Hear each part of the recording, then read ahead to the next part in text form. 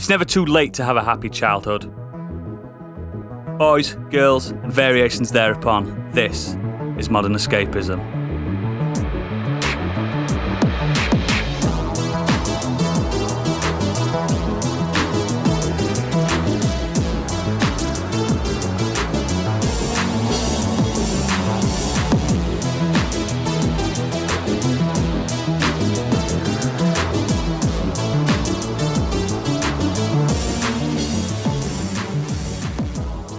Hello and welcome to the show. My name is... Oi! Will you put that fucking stick down and stop hitting your little brother? And today I am joined by...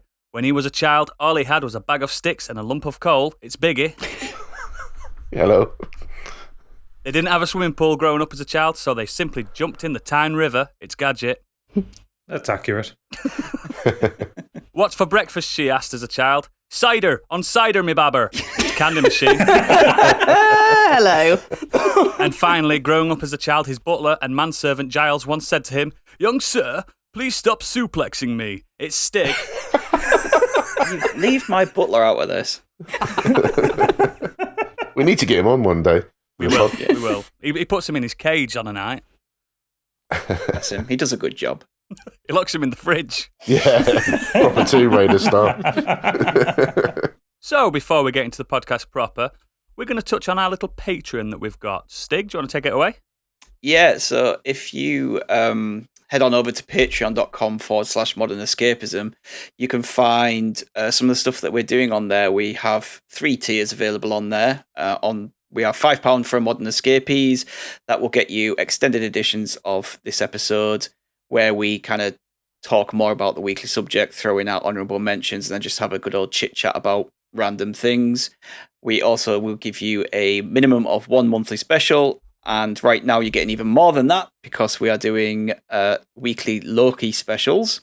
Oh, so good. To coincide with the Disney Plus show. So you get spoiler specials, and we are planning on doing that for all MCU things and any other films and TV shows that take our fancy. The other tiers we have is the £5 for the Scorched Sheep, and that will get you early access to our D&D podcast, Do Dragons Dream of Scorched Sheep. Episode 3 is out now for all Patreons and will be out tomorrow for everybody else. And it's already up for a BAFTA. Yes. And these are great.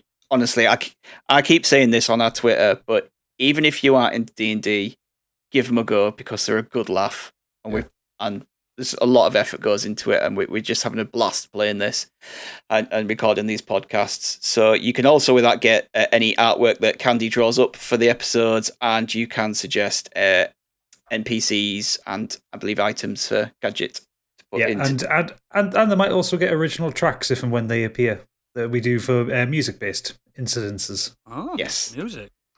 Or if you are feeling ever so flush, £7.50 for the Biggie bundle will get you everything. Scorched Sheep and Modern Escapism. It's just the price of a pint in London. Half a pint. Excellent. Thank you very much for that. So, let's start as we mean to go on. Gadget, what have you been doing this week? So this week I decided to play Dungeons & Dragons Dark Alliance when it dropped on Game Pass. Oh, it's a banger, isn't it? No. It's really not. I didn't say that. Oh, no. No. So, as a fan of the original D&D Dark Alliance, which was a PS2 dungeon crawler game in the Diablo style. Oh, was it? Nice little action RPG. Yeah, it was really good. Yeah, it was a great game. In fact, they just re-released it on the Switch and other consoles, I think. PC. No, definitely the Switch. Yeah, they just re-released that. So this D&D Dark Alliance is different to that because it's not very good. Whereas the original was very good. That's the box quote. Yep. General run of it, it is an action RPG made by Wizards of the Coast themselves. So the people who do make Dungeons & Dragons have actually developed this game themselves. It's not like we've licensed it off to someone somewhere and paid them a $5 to do it. It's a co-op dungeon crawler, I guess you would say. There are 4 playable characters. Despite this being a D&D game, you don't create any characters. You're playing as characters from no role playing. Nope, from the established lore, all coming from the R.A. Salvatore novels that were written for D&D. So that's Drizzt Do'Urden, Cassie Bree, Wolfgar, and Bruno Battlehammer.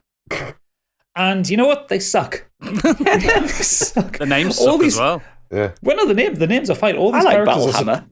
I know you would. all these characters are supposed to be legends within the That's kind what of the Mini D&D Stig is lore and in the Forgotten Realms and Icewind Dale and stuff like that. They're all legends within the lore. You're playing them at level 1 and they can't fucking do anything. How'd you be a legend at level 1? Well, exactly. And the game's not telling the story of how they became to be legends. Like Drizzt, I've been playing as Drizzt, who so he's a drow, dark elf, and he's a ranger. So it's 2 swords, lots of very quick attacks, that kind of thing. He is known to the enemies in the world. Like you'll run into a group of orcs or goblins, and they'll go, it's the dark elf, and then they'll start attacking you. Except only when you get close enough, because the AI is fucking broken. There has been many a time where I've been kind of stood on the edge of where the AI can see you, and they're sat just chatting away to each other, bits of generic canned dialogue, hurling ranged attacks at them, and killing an entire mob without actually having to fight them. Which makes no fucking sense. The battles are either far too hard or far too easy. Like it's definitely geared towards 4 players playing at once rather than 1 player, but nobody wants to play it. Nobody wants to play. I've not died yet. Like even the hard battles I found easy. I managed to do an end. I posted this on my Twitter, and I'll post it. I'll get Stig to post it on our Twitter as well. I managed to beat one of the end of level bosses in less than 30 seconds by completely stun locking him at level 3. Yeah, I saw that. Like, shit. It's so fucking broken. And the worst part is the presentation is brilliant. Like it looks D&D. It's got like the graphics are. I know people have been complaining about it. I think the graphics are really good. The art direction is fantastic. I think it's nice and stylized. Music is wonderful. Like everything looks and sounds as it should. Just the fucking game doesn't work, and it's so disappointing. And I'm really glad that it came to Game Pass on day 1, so I didn't have to fucking pay for it. It's just the trailer. When I watched that when it was first shown, either the original trailer at the show, I just wasn't impressed personally. It looked good. I disagree. I thought it looked poor. It looked like a PS3 version of a game. I just didn't think it looked particularly brilliant compared to a lot of other stuff that's out and about. Like but I wasn't expecting the trailer, world from it. I mean, it's a £40 game. It's not a full price game. Like I wasn't expecting the world from it, but I was expecting it to work. It's still mad to hear that £40 not full price in my head. Yeah, right. Well, true, yeah. Still mad that. It's not £70 on the PS5. So, with the exception of the lore, is there anything traditional D&D players would recognise, like the battle system? Is it just constant action, or do you actually get to somewhat roleplay? Nope, it's constant action. It tries to have the combat system from the most recent God of War. Yeah, that's what it's trying for. Even to the point where when you lock onto an enemy, the camera zooms in for that cinematic angle, which would be fine if you fought enemies one-on-one, but you don't. You fight them in mobs, so you lose all your peripheral vision. Which is really... No, it's not good in the slightest. Whoever thought that... Oh, and you also can't flick left and right to change whoever you're locked onto. You have to come out of lock-on, turn to face something else, and then lock on again. For me, that's the most egregious part of the gameplay. Yeah. So usually, I mean, 9 out of 10 shots you're whiffing because you're just hitting in random directions. The only kind of D&D connections there are, so like you have a character sheet, quote unquote, which is your stats. And they use the D&D stats off a D&D character sheet, you know. The moves are probably legit, aren't they? Strength, dex, con, all that kind of thing. Any magic spells are from the player handbook. Yeah. That's about it, really. So essentially, it's just a sort of a generic RPG with a D&D label on then. Yeah. Also, you have a hub world area where you pick levels with one NPC that you can talk to. And you can't even really talk. You can't even really talk to him there. He's just a merchant. You just go up and you open a screen, and you can't buy anything from him. It's he just upgrades armor when you're there. And actually, the most egregious thing, and I know this has put a lot of people off. It wants to be like a little bit of a Diablo style, pick up lots of loot kind of RPG. You can't switch gear in a level. You got to do it at the hub, haven't you? Yep. So you go through this level and see all this gear that you can get, and then you get back to the hub where you all go to the central center of the hub world, and there's a treasure chest, and you go one at a time through every bit of gear. Looty box. Yeah. And you can't. you can't just like do a mass unlock of everything and see it all. You've got to go one by one. Is it worth it? Is it not? Even the common stuff, not just the rares and the elites, and it's purgatory. So yeah, I wanted this to be good. Yeah. Thank God it doesn't glitch at all. It does glitch, but this I know, is I've seen it. this for me solidifies when like Stig says, "I don't like RPGs." This is proof. It's just shit. Not It's like just shit. RPGs. I don't like certain RPGs. You won't like this one. That glitch where you went through the floor or something, that was just insane. Speedrunning, isn't it? Well, no. So that one's a weird one. That because I went to a treasure chest and I pressed the interact button, and my character like looked like he was kind of like humping it for a second, and then he respawned about 100 yards down the road. It seemed to think I was falling off a cliff when I wasn't. That was really weird. Then there's other glitches like, you know, classic ones that you would see in Cyberpunk or something like that, where you kill an enemy and their corpse floats off into another realm. Yeah, the Never Realm. Yeah. Oh, it's just. If you were to put a number on it now for the hours you've put in, out of 10, what would you give it? Critical fail out of 10. Wow! Yikes. Love it. I would. There is the kernel of a good game in there, but the problem is there are so many fixes that need to be done, and they also need to really critically rework a few things for it to be worth playing. Like, they've promised a couple of patches coming out. I don't think the patches they'll put out will fix it. That's my main issue. I've still got it installed on my Xbox, and I'll try it with the next patch, but I'm not hopeful. Oh, it's a shame. So he's It is not a shame, 'cause I was recommending that hoping to for anybody. No. Ooh. Okay, we'll move swiftly along to Candy Machine. You've been up to? Well, before I tell you my main topic, I want to tell you something that I did this morning because this is the coolest thing ever. Uh-oh. I hired a screen at Cineworld to play my PS5. Shut the fridge door. Yeah, Yep. I saw this. I was like, you better talk about this. I had to talk about it. I didn't even realise this was a thing until recently, and apparently they've always done it, but they're sort of having a bit of a push on it now. So, there was 5 or 6 of us in the screen, mostly playing Rocket League, but we did play the first hour of Death Stranding and the first kind of action sequence to Final Fantasy VII. And the Final Fantasy VII, it's just it's the PS5 version now. So to see it on the big screen, it was just incredible, and I can't begin to tell you how amazing Death Stranding is on the big screen. It's just something else. You might as well just be watching a film. It's amazing on the small screen. It's amazing on the small screen, but for it to hold up at such a degree, for it to have blown up so big on the screen, and it hasn't lost any kind of integrity at all. It's just stunning. So what resolution was that shown on the screen, and how does that work? Are we talking 4K? I don't think it could be 4K because I think it's only IMAX screens that are 4K, isn't it? Yeah. I'm not sure. So I don't think it would be, but the quality it's pretty crisp. And just it's the surround sound as well is just incredible as well. You can hear everything all over the place, and you just don't get it. You just can't get a home cinema surround sound experience like that. It's just incredible. I bet Stig's got one. God, I wish. In his house. I wish. So cinema projectors either come in 2K or 4K these days. So it's probably 2K then, wasn't it? Yeah. Oh, So still. you said there were a few of you there. So what, you all agreed to go at the same time, and how does that work? I just I hired it and I just invited. Text messaged your friends and said, "Come on." Yeah, I did. Because you hide the screen, you can do whatever you want. You can watch whatever you want. If you wanted to just watch YouTube, you can watch YouTube. What about Pornhub? But yeah, you can take any. You could do. Yeah. But who wants 5 to of sit us. quite that big? Not I know awkward who at else all. would want to go to that deepfake site of his. Oh God, I would. God. You certainly would need social distancing then, wouldn't you? Look at that!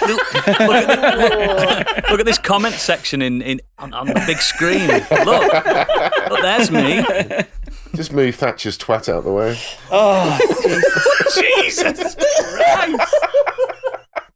Oh. We've broken him. Wow. So that was good. But I watched another film. It was called Psycho Gore Man. Anyone hear that? Oh, yeah. So good. Yeah, it's we the have. most brilliant, terrible movie I've ever seen. Certainly in a long time. It's just like an instant sort of cult classic. It's like a B movie, Willy's Wonderland, Mega Shark versus Giant Octopus type thing. Low budget creature feature gore fest.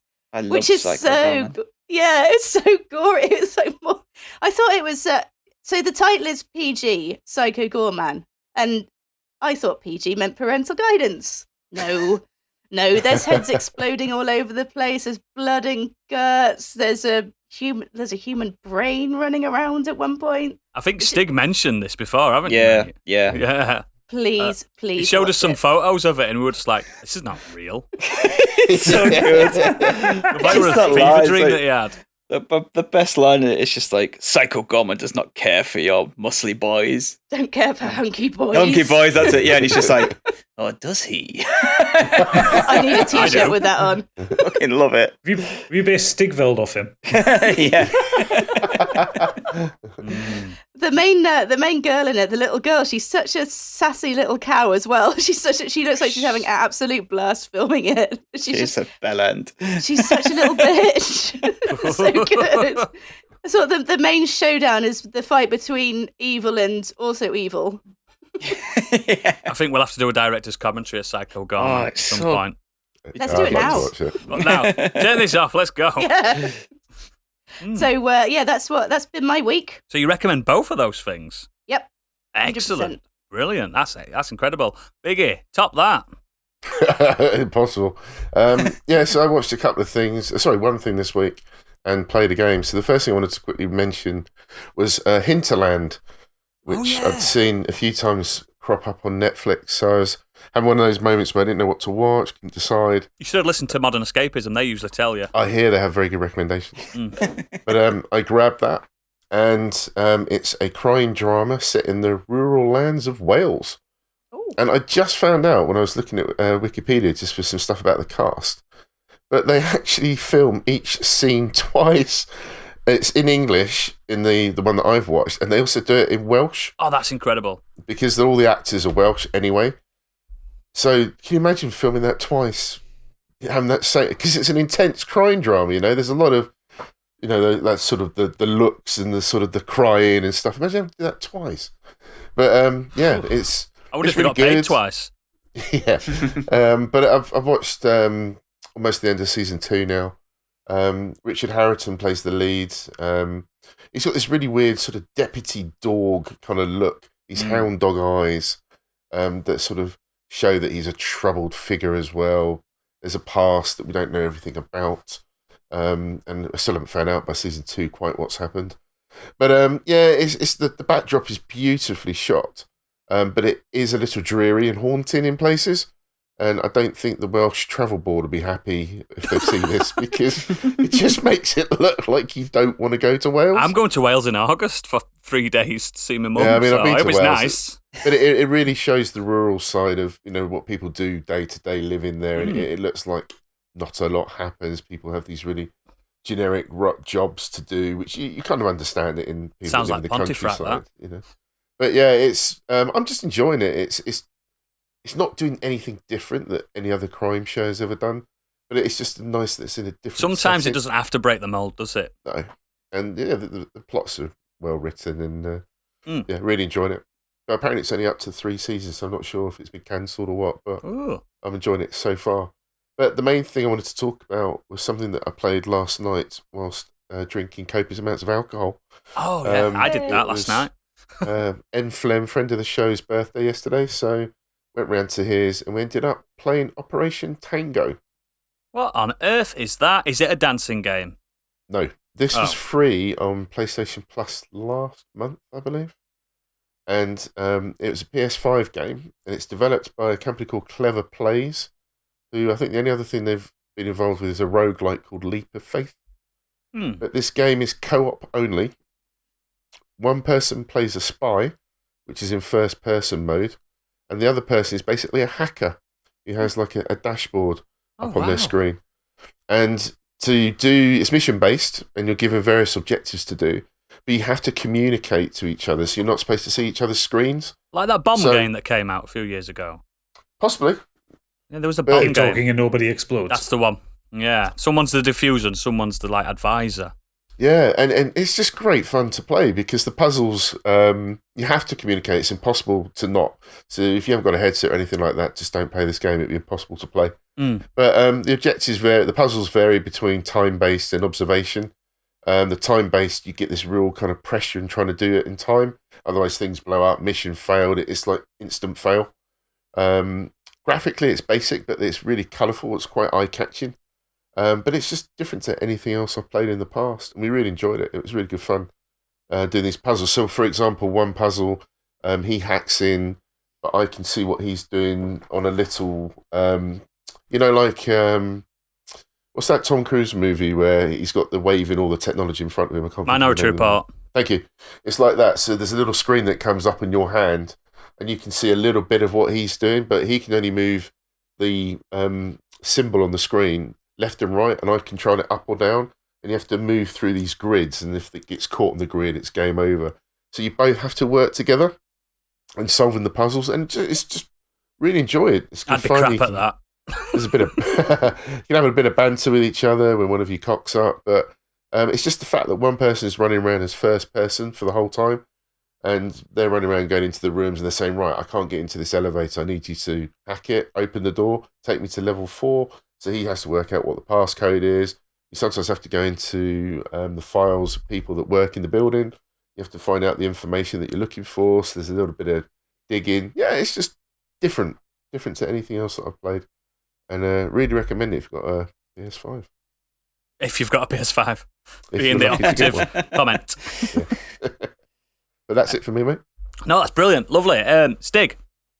So last week I've been smashing through a few TV shows. We've already talked about on here before. So I binged the whole of Ted Lasso season 1. That's excellent. So Absolutely good. brilliant. So good, isn't I it? thought you'd enjoy Yep. that. And both seasons of Mythic Quest.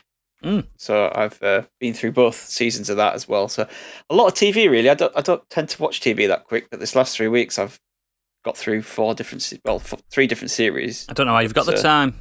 Yeah, no, me either, to be honest. Just making the most out of that Apple TV trial. Watch them in the gym. You've only got a year, do it.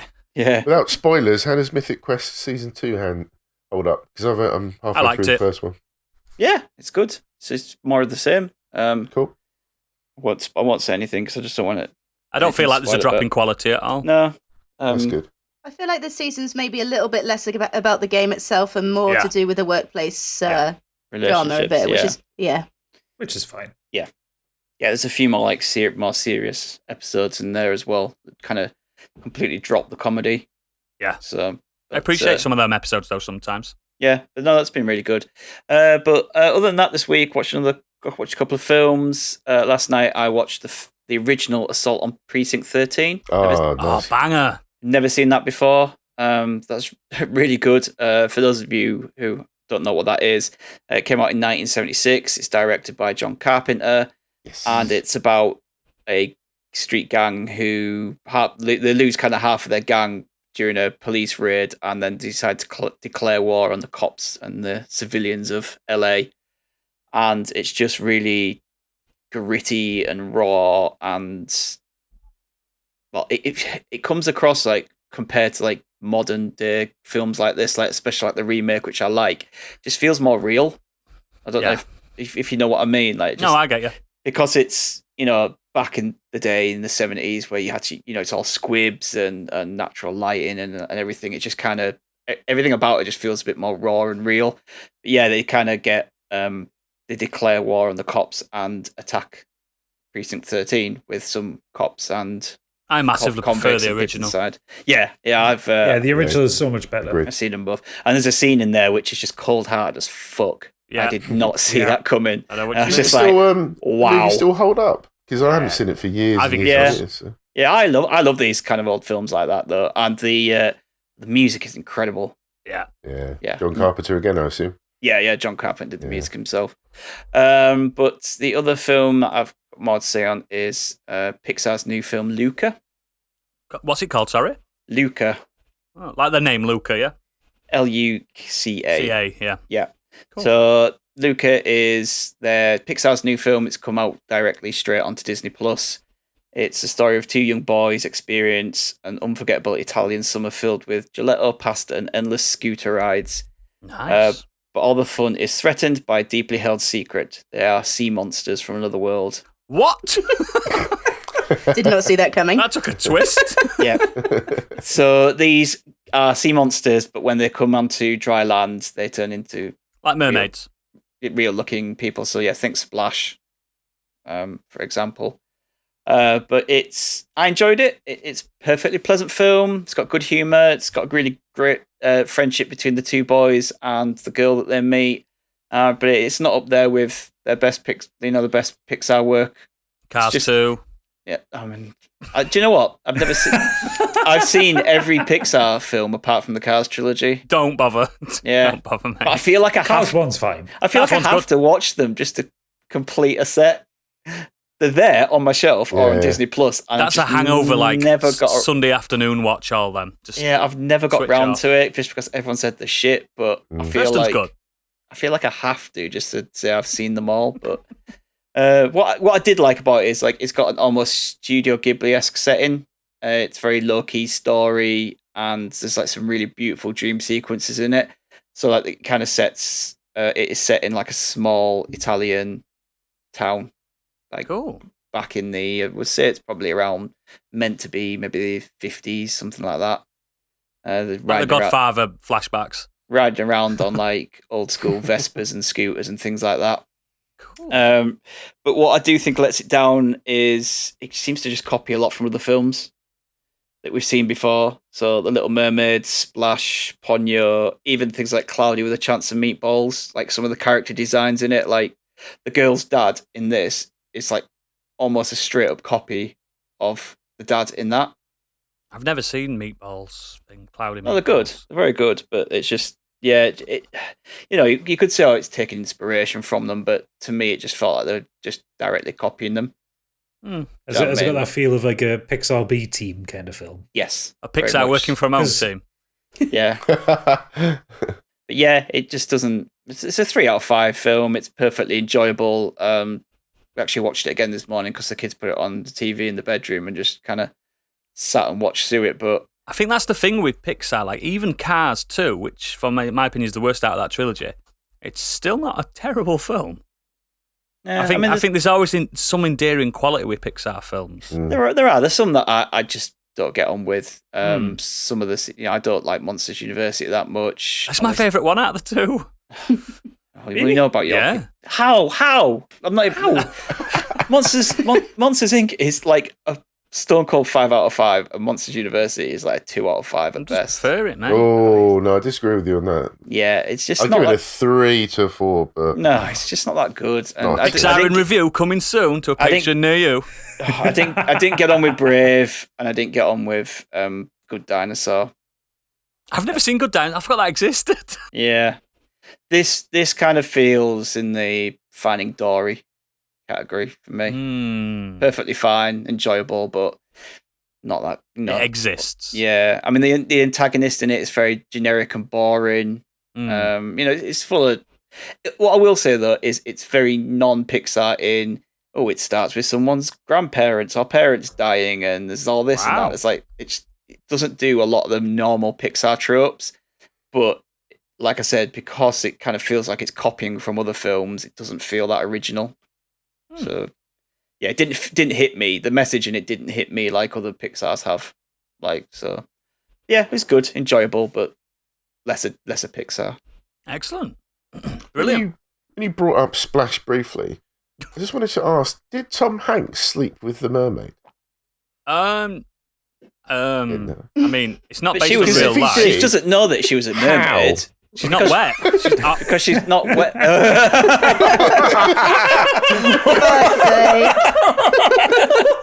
Get out. Sorry, Tom. In the context of the film, Biggie, she's not a mermaid. She's only a mermaid when Gotta she get gets wet. Biggie. She's got human legs. She Batman will looks like a surely help human. with that. No, it won't.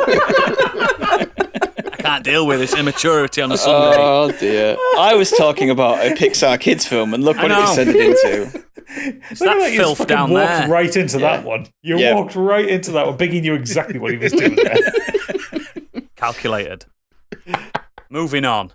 I have been playing some games. I played Peggle this week. Oh, So Peggle, good. man. That's such a strange game, but I believe I am now the world champion at Peggle, and Candy will back me up on that. 100. I've never seen such pure joy on somebody's face. I don't think I've ever been that happy in my entire life as you There were you go. playing Peggle. And that's me every day. But yeah, I played Peggle because I started playing a game I'm not going to mention yet until later. That I didn't like, and it's controversial. But the main thing I want to talk about is a game. Disclaimer: I got a code for called Scarlet Nexus. It's this week's big release. Xbox, PS5, I think PS4, I think so, and PC. So get ready. It's a Bandai Namco anime RPG. Oh, so it's a 10 out of 10 from you then. I was just about to say, I've not heard of it, and no wonder. It's got waifus. It's weeby as fuck. I saw a trailer came up for it on my YouTube today when I was flicking around, and it was one of those ones where it's like you get the 5 seconds, you get the Namco Bandai logo, and say, oh, okay, let's see what this is about, and it's immediately really high pitched girls shouting about things. I'm like, nope. All right, let's get rid of that one then. Yeah, That's a noodles game. In the trailer, it says created for oodles. Basically, if you've played games like Nier Automata, what else? Persona, Astral Chain recently on the Switch. Those type of games where you can see why they've gone for that aesthetic, just to recoup some losses, because people just buy them games, just like me. They just buy them regardless. But this one's paid off. It stars Yuito Sumoragi and Kasani Randall. They're the two protagonists. You get to choose the male or the female. 2 different scenarios. I believe they're about 40 hours each. So you get 2 games for the price of 1. Yeah. And you know what I like? I like hours. Obviously, anime melodrama for the first hour. Everyone's talking. You're introduced to a massive team. You know how it goes. I don't really have to explain. There's like 25 characters, and they all talk as if you've lived in that world for the last 10 years. You haven't got a clue what's happening. It's just exposition. If you've watched anything, like even as far back as Akira, it's just, yeah, you should know what's going on. If you want, you can get some context by reading the massive library that they've got in the menu somewhere to get some context. And then the gameplay happens, and this is where I can now turn around and say, this game's a fucking banger. Can you remember PsyOps on PlayStation and Xbox? Yeah. The telekinesis game. Yeah. Imagine that in an action RPG. Okay. Yeah. I'm getting to it. Right. I'm with you. So, he announces it in the trailer, doesn't he? He says, he gives him his name, and he goes, I'm whatever it is, and he goes, I have telekinesis. Yes. Yeah. So in this world, a calamity happened, as they do in anime. The society is continued, but now people are born with special powers, like the X-Men, so they're mutant type things. They each have a different power, only one each. So the main character has telekinesis. I don't know if the female one's any different because I haven't started her campaign yet. Everyone else has got like pyrokinesis, other mutant abilities, teleportation, telepathy, those type of things. So what do they do in this cyberpunk world? They turn them into soldiers, because that's what they do, child soldiers. I was going to say, are they like 14 years old as well? They're acting in war. They're 18. I think they have to be 18. No, they're 18, but they look like they're 8. Yeah. And yeah, there's the anime tropes of your best friend's obsessed with women, like Brock from Pokemon, that kind of thing. Nosebleeds all over the place? Yeah, that kind of thing. But Fucking hell. The actual gameplay is fucking incredible. So, like Nier Automata, I always say Automata, but it's Automata, isn't it? Automata, yeah. I can't say it right. Tomato, near a tomato. You're near a tomato. Yeah, you're near a tomato. Buy the lettuce. Yes. It's like that where it's frantic. You're pressing X and you're building up combos, a bit like Devil May Cry. But then you've got that added depth of telekinesis. Now you can just whip parts of the landscape and whack a baddie with it for a massive critical hit. And it just adds depth and depth, but it drip feeds it nicely. Unlike the plot, which is just shoved up your nostrils, or in your ear pusses, if you wanna be trendy like these kids I've heard on YouTube. I've heard it. I've heard it. What? Yeah. You can cut that out if you want. I'm so I'm confused. keeping that in because I think the audience need to judge you for the words that you've just said. Are you going to explain what that is? That's just what I heard on YouTube. It's a Are you going to Tenacious D explain what quote. it is? Is it? Yep. There you go. We're here to come again in your ear, pussies, from the Tenacious D film. There you go. So, the actual combat itself, it's just... How do you expect... Like, do you know when you play Monster Hunter? Like, recently, I can say this directly to you as well, Gadget. You've got everything at once, haven't you? And then you've just got to pick what you want to be and what you want to do. Yeah, you're burdened by choice. Yeah, with this... Because it's a... Go on, carry on, sorry. Yeah, because with Monster Hunter, you walk in, it's just like, here's 15 kinds of weapons you can use. And I'm like, ah. Yeah. So, like, this like typical action role-playing games, you are in dungeons in some parts, but when you get to the fights, it's an arena, you know, like they do, like God Eater and things like that, and the older Monster Hunter games. But with this, you start off really slow. You start off with just your telekinesis and your sword. And it's really simple to get used to. And every single combat encounter after that, you're building up. I'm 8 hours in now. And if you saw me playing this compared to when I first started, you'll think I was Morpheus or Neo. It's absolutely crazy. It's just really good. Like, all the reviews I've seen of it, they're saying, oh yeah, it's anime bullshit, but that combat system is fucking incredible. So on a level of weebiness, is it any more palatable than Code Vein? Because I tried Code Vein and I hated every second of it. I love the combat in it, but I hated every second of the rest of the game. It's not that bad. It's more on the more serious side to the anime. You know how like Netflix has got a load of anime shows on now. Some of them are a bit more cerebral, and it's more X-Men, like Japan's take on X-Men. Like a lot of society don't like them and stuff like that, and there's a bit of a fascism to it as well. Fascism play to it, like. Are we on the side of good? Are we on the side of bad? That type of thing. Right, okay. In this world, the creatures, the others they're called, the creature designs, some of the best creature design I've ever seen. It's like a lot of it's based on like Indonesian culture, which is a real surprise to me. And like Indian culture, so like I think Ifrits and stuff like that. Do you know what I mean? It's just really good and clever. And these others, the creatures, it could be anybody. So it's like there's also the fact, like, can you trust your friends? Are your friends gonna be bad and stuff? Oh, it's just it's cliched as fuck, but it just works, and I'm really enjoying it. And looking at the scores of it online, everyone else is really enjoying it. Yeah, it's kind of like eights across the board, really, isn't it? It's like not perfect, but really good. It seems to me like Bandai Namco just put this anime thing on it, like I say, as a get out of jail free, just in case people. Because if this had like the look of, let's say, Control or something a bit more, how do I say it, mature, this would instantly just capture, especially the Western palette. But yeah, if you can look past that anime, do you know when every time they get hurt, if you can get past that, you'll be fine. The voice acting's actually really good as well. Obviously, get a choice of Japanese and English. I've tried them both. I've finally stuck with the Japanese, but the English is not terrible. It's not terrible. The writing's good. As with all of these things, the conversations are in a visual novel style thing to save a bit of money. You can tell. Nobody moves when they're talking, that kind of thing. But yeah, it's really good. I recommend it. I've not finished it yet, but I know it's a banger. It's a pure banger. So I've seen it at 40 quid as well, so get it. So, what are we talking about this week, Biggie? This week we're talking about media that meant something different to us when we were younger. Whether that meant something we didn't like or do now, or vice versa. What things in film, music, TV, literature, sport, games, everything have a different meaning to feed into you now than they did when you were younger? Oh, yeah. Yeah, now, disclaimer. I struggled with this. Yeah. Because, as I said to you off mic, I'm still a child.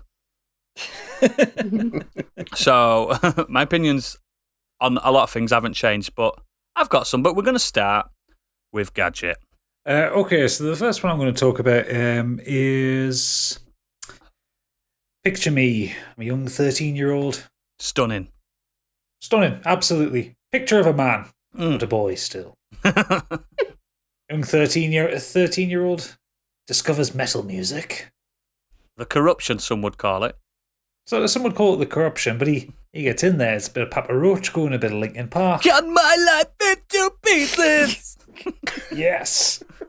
Now you know, there was the daddy of it all. There was Limp Bizkit. Oh, yeah. Because I was rolling, yeah. Because as we all know, I was loving this shit right here. L-I-M-P, biscuit is right here. Oh, yeah. So put the hands in the hair. Because if you don't care, then we don't care. Sorry. Right, okay. It's not a karaoke episode. That's for the patrons only. Fighting my tongue not to carry on. Yeah, so when I was a kid, I loved heavy metal music. And I kind of got let in through, because I'd started off kind of like in pop and rap music and then moved in through new metal. Yeah. And then that kind of spread out into, you know, Iron Maiden, Metallica, and the branches kept spreading and it got more extreme. I went down the death metal, I went to the black metal, started playing guitar, started learning how to play guitar fast. Do you know the moment when I knew, when I started painting my nails black? I never got quite that far. I was like an old school metaler. I wasn't like a goth metaler. Oh yeah. Oh, I've got some friends like that. Yeah. I was like the kind of metaler that buys a Gibson Les Paul as opposed to an Ibanez. I like the chunky big riffing. I like the Zakk Wylde stuff. Yeah. I liked it heavy and grunty and cut your fingers on the strings. Yeah, that kind of thing. Big beards, as evidenced by my beard today. And for the longest period of time, I was quite the metal elitist. It wasn't metal, it wasn't good. Mm-hmm. It wasn't metal, it sucked ass. And yeah, I adored heavy metal. Yeah. You know, in all its shapes and forms. You know, I went down to death metal, black metal, really got into progressive metal. So bands like Dream Theater. I think I still have their entire discography on CD somewhere. That's a lot of music. Up to a certain point. It's a lot of music because all their albums are like 100 minutes long. Yeah. It's ridiculous. And power metal as well. Was huge into power metal when Dragon Force like blew up. And then went down with Dragon Force, then like went to the old stuff like Halloween. Yeah, technical side to it. Yeah, more modern stuff like Firewind and Celador and Tirasas. Then I went Viking metal and Corpaclani and pirate metal. Yes, Ailstorm. Yeah. Love a bit of Ailstorm. In fact, just for the listeners who won't have heard of that, here's some Ailstorm. What is pirate metal? Oh, you'll love It's it. exactly what you think it is. 3 years to the very day since the pirate captain said to me, "Here, lads, come join our crew. Adventure and glory waits for you." Yang took his words as gold, set sail for quests untold with a bottle of rum in my hand. I dreamed of wealth in foreign lands.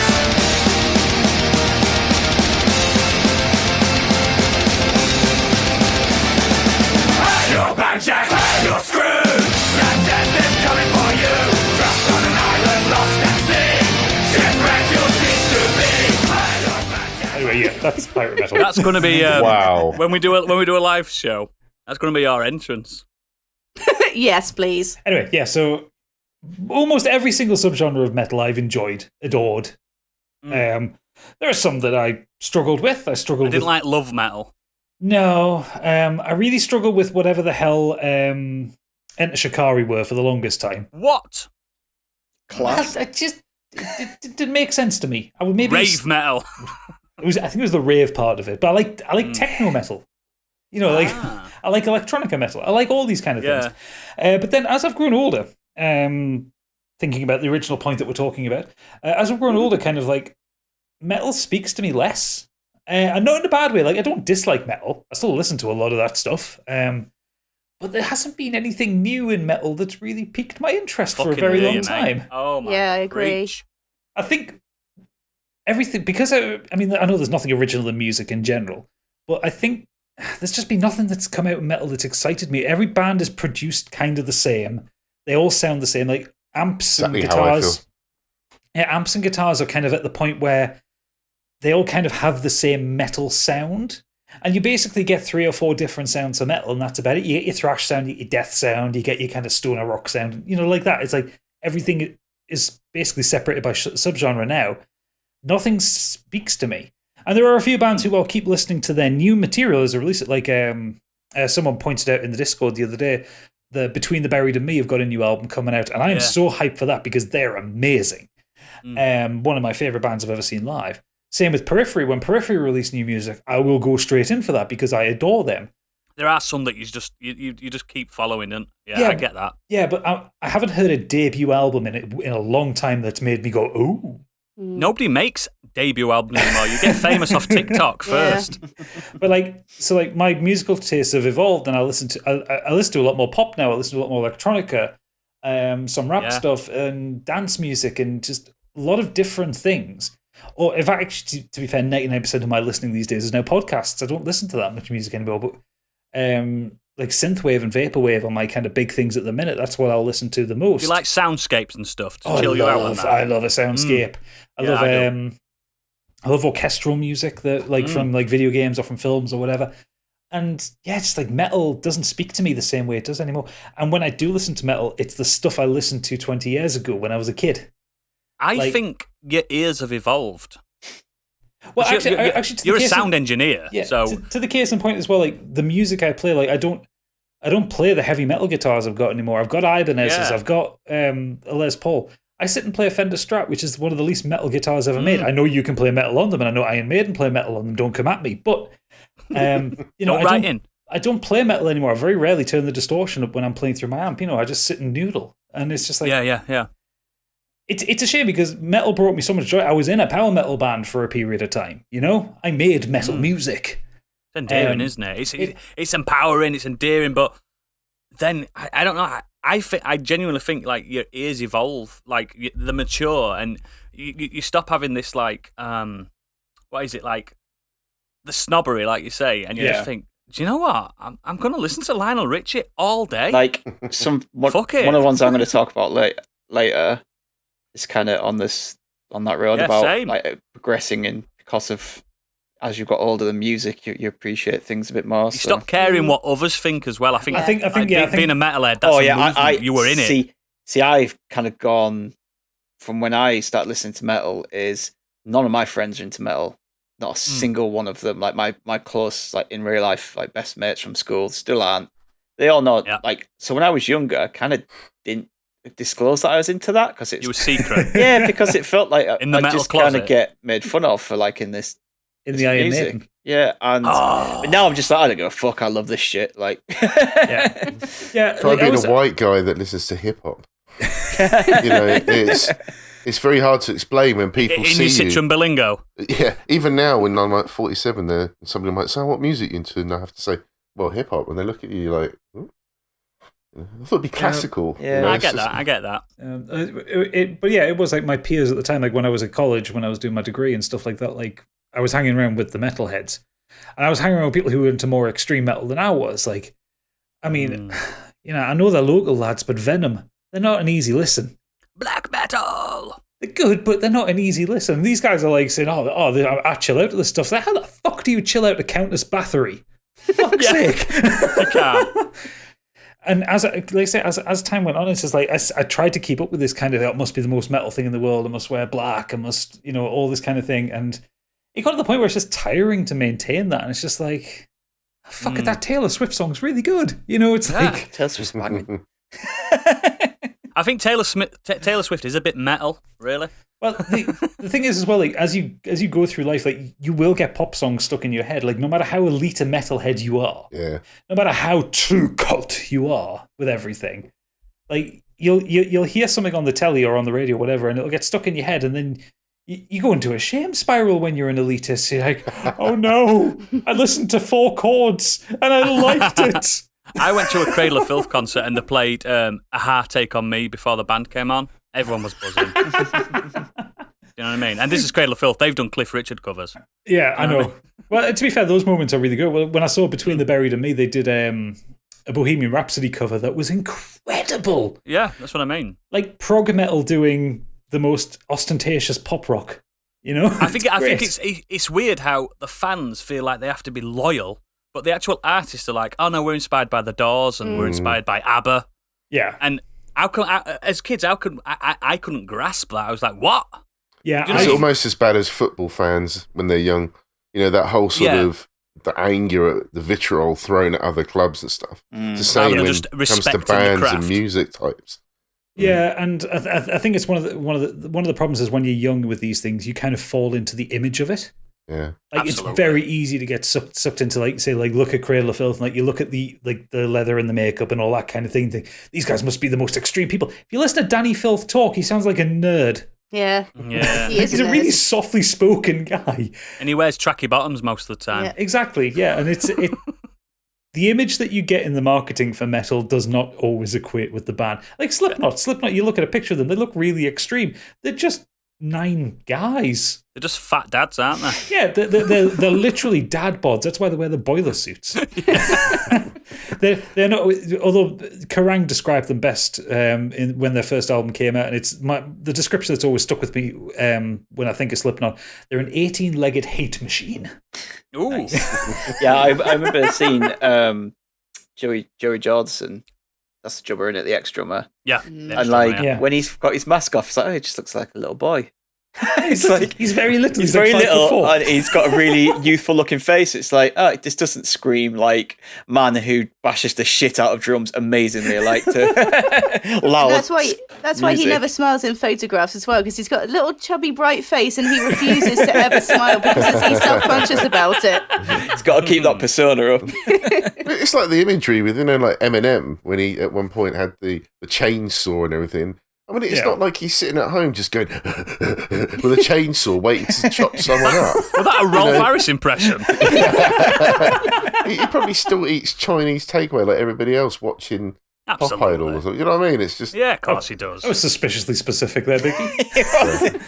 It's eating Chinese takeaway and watching Pop Idol like the rest of us. That sounds like a great Saturday evening, that. I'm go. into it. But yeah, metal music. I love it. I still love it, but I'm not that bothered by it now. Like, Yeah. also, if the listeners know of any great new metal bands, like brand new bands that have, He doesn't had an mean album out- new metal as in NU. No, I've still got all the No. Limp Bizkit CDs, all of them. Significant Other is the greatest album of all time.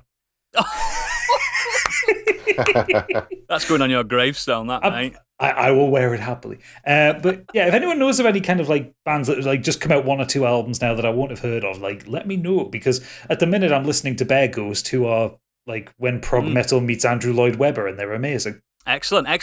Candy, hit us. So mine's a game from 2000 and it's Majora's Mask. Oh. Yeah. So when I first played it, it was sort of right off the back of Ocarina of Time. It was released 2 years later, and I pretty much solidly played Ocarina of Time. I think I've said it before on the pod that I'm a massive fan of that game. I played it solidly for about 2 years before Majora's Mask was released. And then when it finally was released, I was sort of confused and put off by its different tone. And it's kind of got a unique quirkiness to it that Ocarina doesn't have. And I hated that it was sort of a race against time, and I was disappointed that it seemed such a change from Ocarina, even though it was a direct sequel. I played it and got some enjoyment out of it, but it just didn't sort of strike the same chord. And for a long time after Ocarina was released, I was really disappointed in every Zelda game that followed it, and I didn't actually understand that Zelda games are quite sort of weird and offbeat. And actually, it was but Ocarina. Majora's Mask is the David Lynch Zelda. It takes it a step further. But it made me realise that actually it was Ocarina of Time that was the one that was the odd one out, because it was a bit more straightforward. I just assumed all of the Zeldas were just more of a straight sort of action RPG, when actually, it was the odd one out. And I just didn't get it. And it was actually a couple of months ago, and it was during the first lockdown, I think, and I was just out for a walk, and for whatever reason, Majora's Mask just popped into my head. I started thinking about it. It was probably the sense of impending doom. You looked up, the moon was smiling at you. Yeah, crying, But I ended up revisiting it and watching a few YouTube playthroughs, and it sort of it started to resonate with me a bit more. And if you haven't played it, briefly, the story of Majora's Mask, it's, like I said, it's a direct sequel to Ocarina of Time. You find yourself in an alternate world of Termina, where the as you said, there's an ominous moon looming overhead, and you find out it's going to crash into the world in 3 days' time, unless you prevent it. And the game takes place over a 3-day loop, and you don't get it the first time, and the game will reset. And that's another thing that put me off. I'm like, why can I not just save this game and pick it up another day? Why does everything have to turn to shit before I can complete this thing? The game itself is just dark and creepy, and it's the moon looping over you is just a constant reminder that the world is coming to an end, and the game encourages you to participate in side quests rather than take the main story on, and it introduces you to a whole world of characters, and they're all sort of in their own way coming to terms with their fate and the fate of the world, and you're just really made to feel the heavy emotions. It's nihilistic, isn't it? Absolutely, yeah. You're made to feel the real heavy emotions of each character, and towards the end, it's not really a spoiler because it's an ancient game, but they all sort of come together, and it seems, even though they're accepting their fate, there's kind of a glimmer of hope. And it's a story that has deep meaning, and you actually have to pay attention to the story rather than just button mash your way through the dungeons. It forces you to use kind of deliberation and critical thought. And I think probably at that age, I was at an age where I didn't fully comprehend that that's something that a game could even achieve. I don't think it's for kids, Majora's Mask.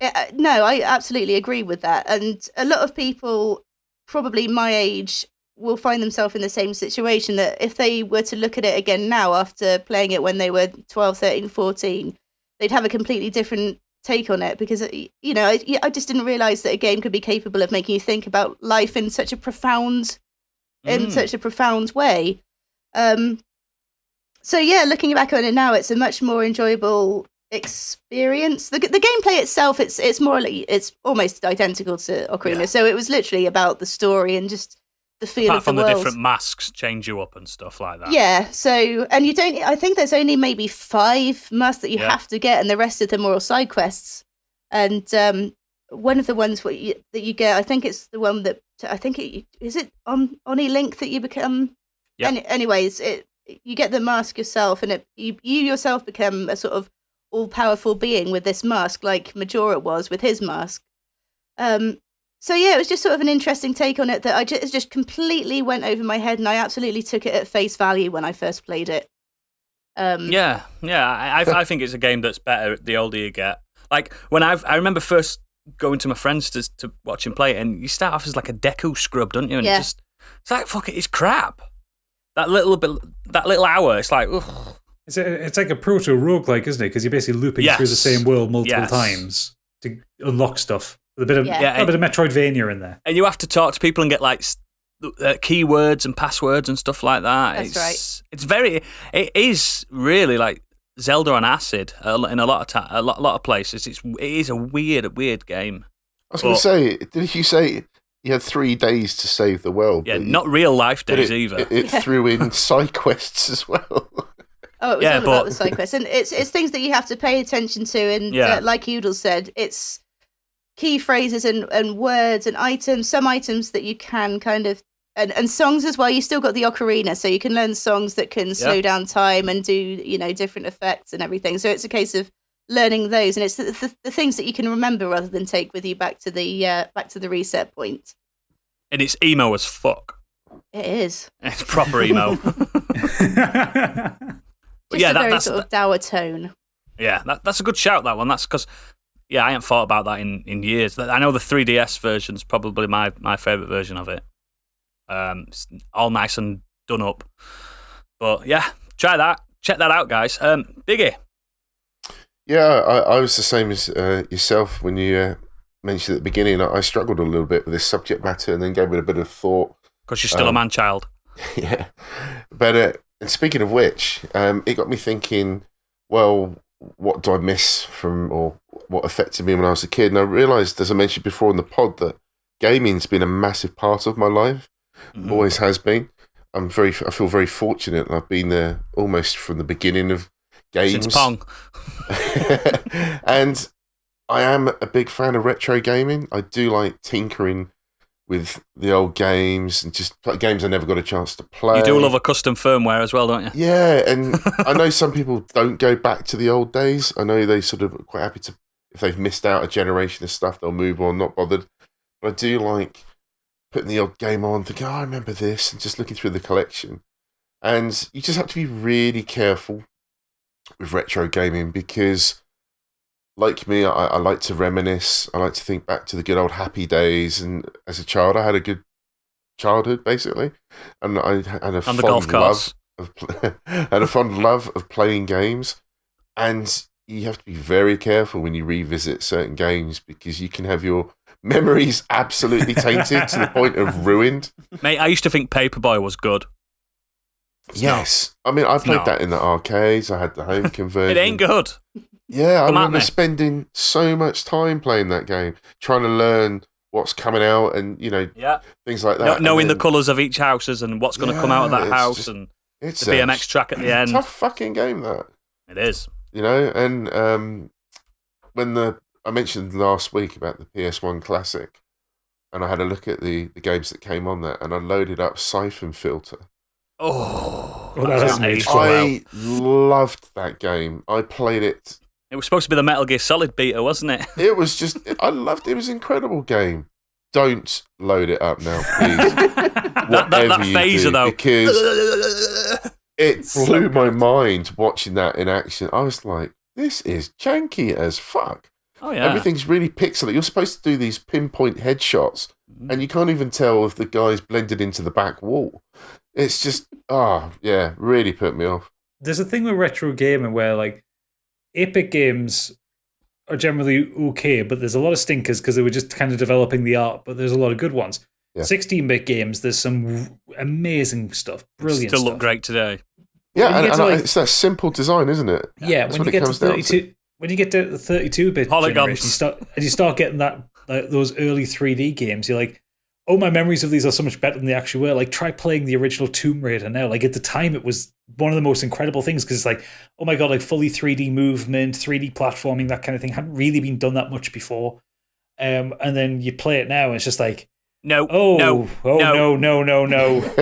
Can't use a D-pad to control the character in 3D. Why did we But at the think time- this was acceptable? Yeah, at the time, you just think this world, you go from, and it still amazes me to this day that when you look at Pong, Pac-Man, and how basic the graphics are, so obviously what we have today, but you still at times had to use your imagination. But when it went into the 3D polygon worlds, that was started to get created for you. And then, like you say, Tomb Raider running around, the dinosaur coming out Spoiler of Lara, and it just looked amazing. It looked amazing. You're just like, oh, fucking hell, But look at it now, and it's like, Yeah, people fancied Lara Croft, and Mm.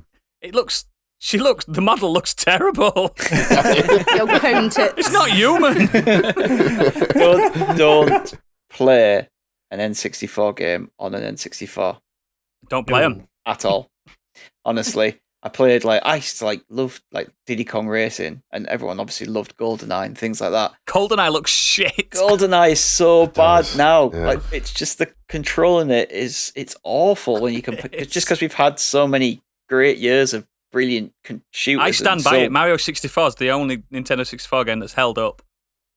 I mean, even that people are saying on those recent ports is I was going to say it's bad. rough. It's rough on the recent port. Yeah. Switch. Oh, is it? Oh yeah, it's not. It's the problem is as well. Like when they're discovering these kind of 3D games, it's like there's so many things that we take for granted now. Like for instance, like using the right stick to move the camera around.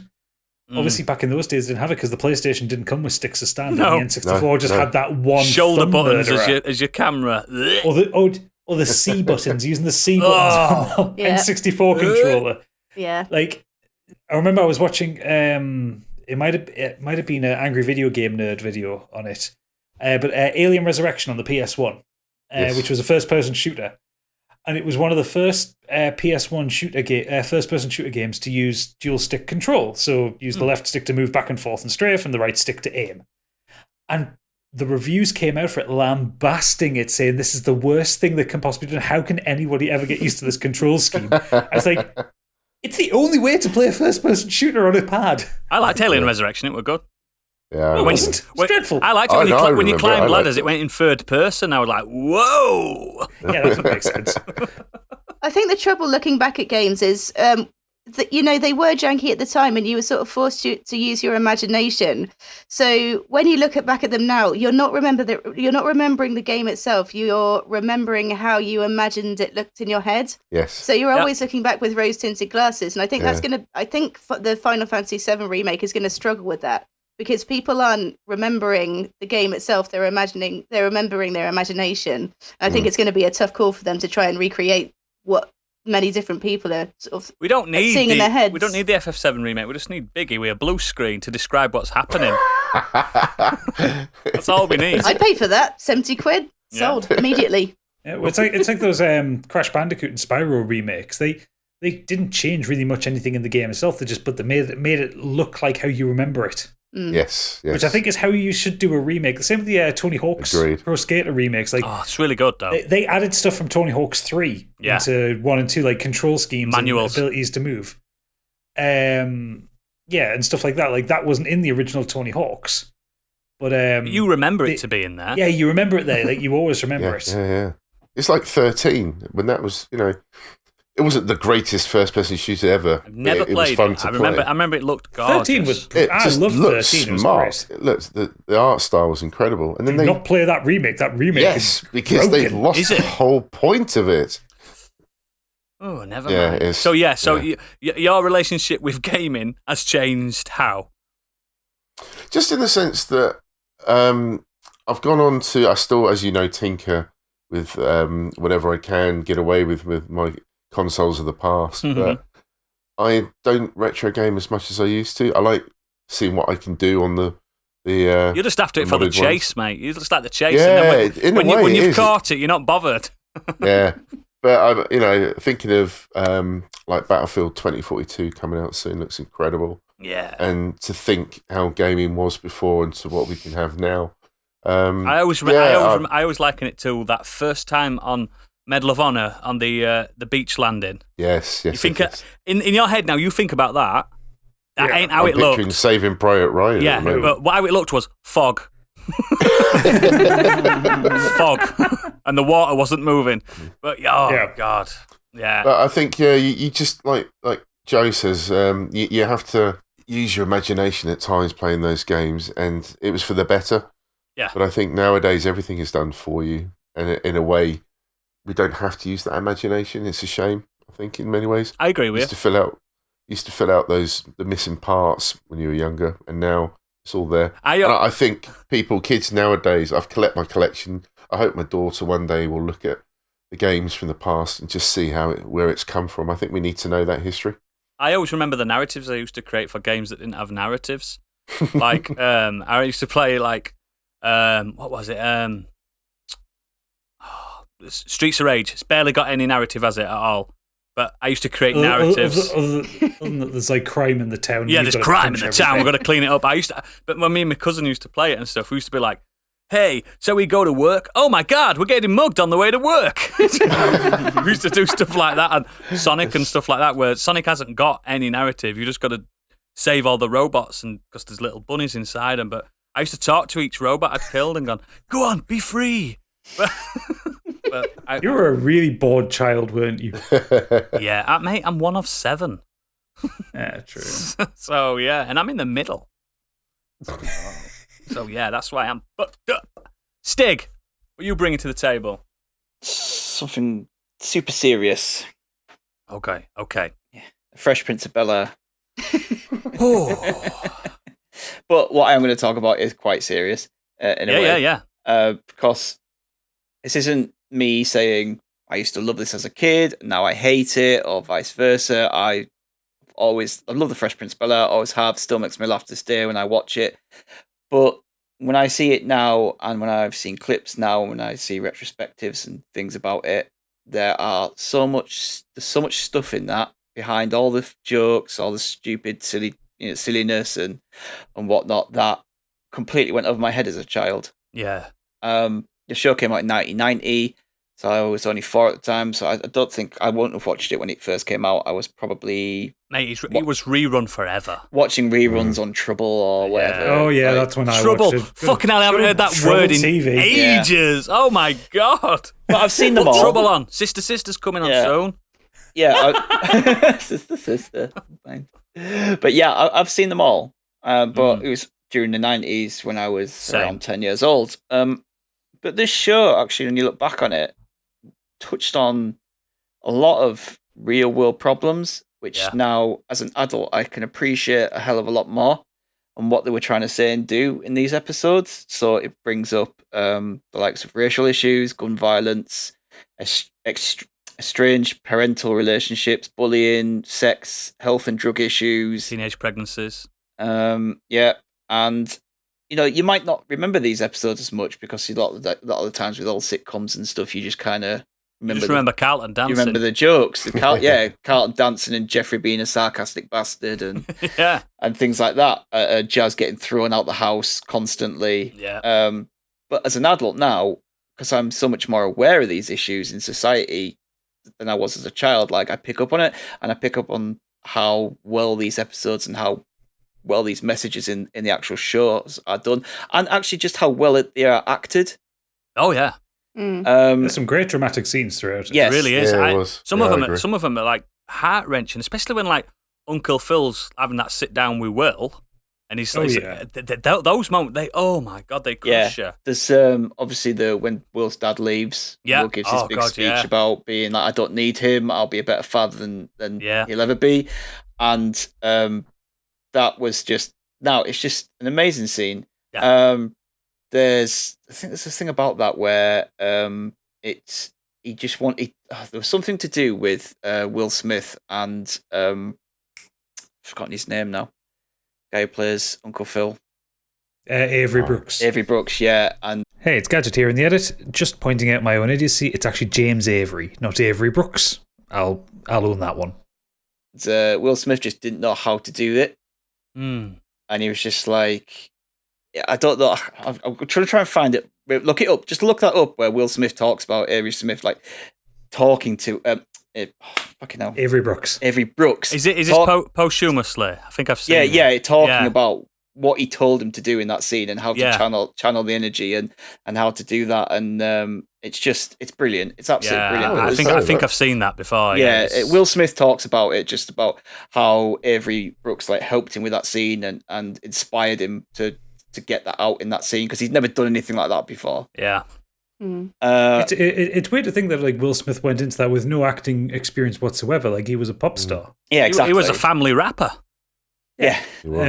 And he went into that and he had to learn how to act on set from Avery Brooks and the people around him. Who were all like classic. Like Avery Brooks was like a Broadway actor, wasn't it? At one point, I think he was. No, he wasn't a Broadway actor. But he was a stage actor. Yeah. And like Alfonso Ribeiro was a dancer and stuff like that. Yes, he was a dancer. But I mean, it shows you Will Smith's actual talents that he had. And I know he lost his way over time, but... Oh, dude, don't know. Will Smith, even as recent as last 10 years, he's had some proper heart-wrenching films. That's what I mean. The man can act. He can. I totally agree. Yeah. In this show, though, this starts from the get-go, and you might, again, it's something when we were kids, we might not have noticed it, but in the first episode, Will basically tells his uncle that he's out of touch. Yeah. And his uncle basically puts him in his place. He's saying, like, I was there when Malcolm X spoke.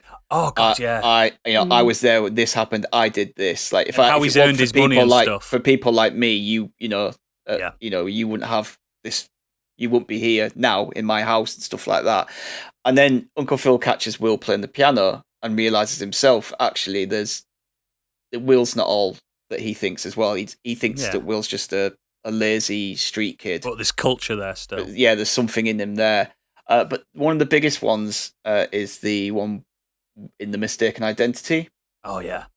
Where Carlton and Will are driving Uncle Phil's colleague's car and they get pulled over by the police. Yep. Oh, yeah. I remember that one. And big famous episode. Yeah, and Carlton just refuses to accept that it's anything other than just a mistaken identity. Yeah. Mm. And Will's just like, no, this is racial. This is racial. There's only one reason why we've been pulled over, Carlton. And Carlton's like, no. It's an error. It's the policeman was just doing his job. Yeah. And everything. And Will's just like, don't be so stupid. And then Uncle Phil comes down, basically destroys the policeman with his words. They get let out, and still to the end of the episode, Carlton's not accepting that it's racism. Yeah. To the point he asks his dad in the final moments. He's just like, he was just doing his job, right, Dad? And then it kind of ends like that on that question. And it's just things like that throughout the whole way show. Before its time as well. That's like really progressive. For a, like, what is essentially a family sitcom, show. family that's on at sitcom. like 6 o'clock in the evening. Yeah, and there's the other ones. Carlton takes drugs by mistake, and he dies, and Will's just like delivers this heart-wrenching apology about like someone close to me could have died, and it would have been my fault. Yeah, again, like showing his acting talents there, and it touches on that's touching on the drugs and things like that within the community and within this like the schools, even within the private schools and stuff that they go to. Will get shot one episode. Carlton gets bullied at a frat when he's trying to get into the frat party, being told that he's gets hazed, doesn't he? Yeah, he's been told that you don't belong here. Yeah, you're new money. Yeah, that's the one that always sticks out to me because it's like like Carlton works harder than anybody else to try and get into this fraternity. Yep. And Will gets in. And he's not done anything because he's not black enough, I think, is what they actually say in it. And you have Uncle Phil at the end says, "Why do we keep doing this to each other?" I was just like, I remember actually clocking onto that one as a kid. I was like, "Oh, that's a big question to ask in a sitcom for the family." It is. Yeah, exactly. And now, as the whole point of this thing is, as an adult, I can appreciate so much more like what they were doing then than when I was a kid. Absolutely, mate. So that's why I chose Fresh Prince of Bel-Air. That's an absolute That's a good one. Astounding shout, mate. Yeah, that's like it's hard to quantify the difference. Like a kid watching it, it's just you're always waiting for the funny bit. It's same with like the Simpsons. Simpsons had some moments of like levity and stuff, but you were just waiting for Homer to fall down. Do you know what I mean? As a kid, as an adult, you're like, holy shit, this is about divorce, or this is about race, this is about class. It's because it is still somewhat delivered in a light-hearted way. I think, especially it has to at a young doesn't age. it? Yeah, it's easy when you're younger. You just don't realise the gravity of what's actually being said. Yeah. I mean, even in that scene where Carlton is basically told he's too white to be in a black fraternity. Yeah, Will still leaves on a punchline. He says, "In my words of my illustrious cousin, I'm going to make like a tree and leave." Yeah. I think Carlton's like, "It's make like a tree, get out of here." Like, it's still like, there's still a punchline there, there's still a joke in there, but it's still within like a really solid message. Absolutely. I think it was ahead of its time anyway to have a affluent black family, and they made the decision to have Jeffrey as black as well as their butler, because apparently it was going to be a white person. And it was originally going to be a white guy. Yeah, but they were like, no. This is not a rate that they just picked the best butler. It's that simple. But yeah, it's not as good as my butler, but no way. Not as good as Giles. But yeah, excellent pick, mate. Excellent pick. Mine's not as nuanced as yours. My relationship with comic books have changed since I was a comic book nerd child. Is he now a comic book adult child? Yes. Comic book nerd adult now. Yeah. Now you can read. No, I could read then, mate. If it wasn't for comics, I'd not be able to read at all. My relationship with comics back in the day was you're excited every midweek. Every week a new episode would come out of your favourite books. You had to go into the comic shop. You couldn't just pick one off the shelf and take that. You had to order them. Do you know what I mean? You had to specifically say, these are my runs. I read 3 runs every month when I'm a book's due. And £1.50, a lot of money back then as well. But yeah, basically nowadays, and I don't want to be, it's hard to say, I don't want to be like hoity-toity about it, but we're awash with comic book now, with comic books in general, nerd culture type thing. My relationship's changed massively because now I don't have to hide it. I'm cool now because I know the backstory of certain things. I now get paid to talk about comic books. Do you know what I mean? There's a massive difference. I can go to my wife and say, "Oh yeah, Black Widow's out soon. When are we going?" Not can we go? When I was, do you know what I mean? It's like, yeah, it's an event. It's a bigger deal. Like, people don't realise, and I don't want to be one of those, like, you weren't there when I was young, but the younger generation now don't realise how good they've got it. They really don't realise how good they've got it. Totally agree. The comic book movies when I was a kid was stuff fucking shite. We had the original Judge Dredd. Superman 4, The Quest for Peace. Fuck me. Yeah, some of the Batman films were good, but then we had Batman and Robin. The Yeah, we short, have the Batman group, Forever and Robin. the Joel Schumacher era ones. Yeah. Yeah, we had the odd banger like Blade 2, things like that. But Yeah, but then we got Blade Trinity. Then we got Blade Trinity. Yeah. We had the Ninja Turtles films and just absolute garbage. And we had like we had Howard the Duck. Yeah. Which How is much money do they spend on that? exactly. And now we've got we've got Guardians of the Galaxy. One every other month. There's a new multi-million-pound show every week on Disney Plus. The comic books, back to the comic book. You should see what some of these look like. You can get 4K comic books on Comixology. 4K. Do you know what I mean? The art is it's out of this world. Get your comics in higher resolution than when they were printed on paper. Yeah, it's so much better. You've got a good iPad. And you read it, and you're like, fucking hell. You feel like you could put your hand in and grab them. I read mine on my phone. I love it. Yeah, on your phone. Do you know what I mean? It's incredible.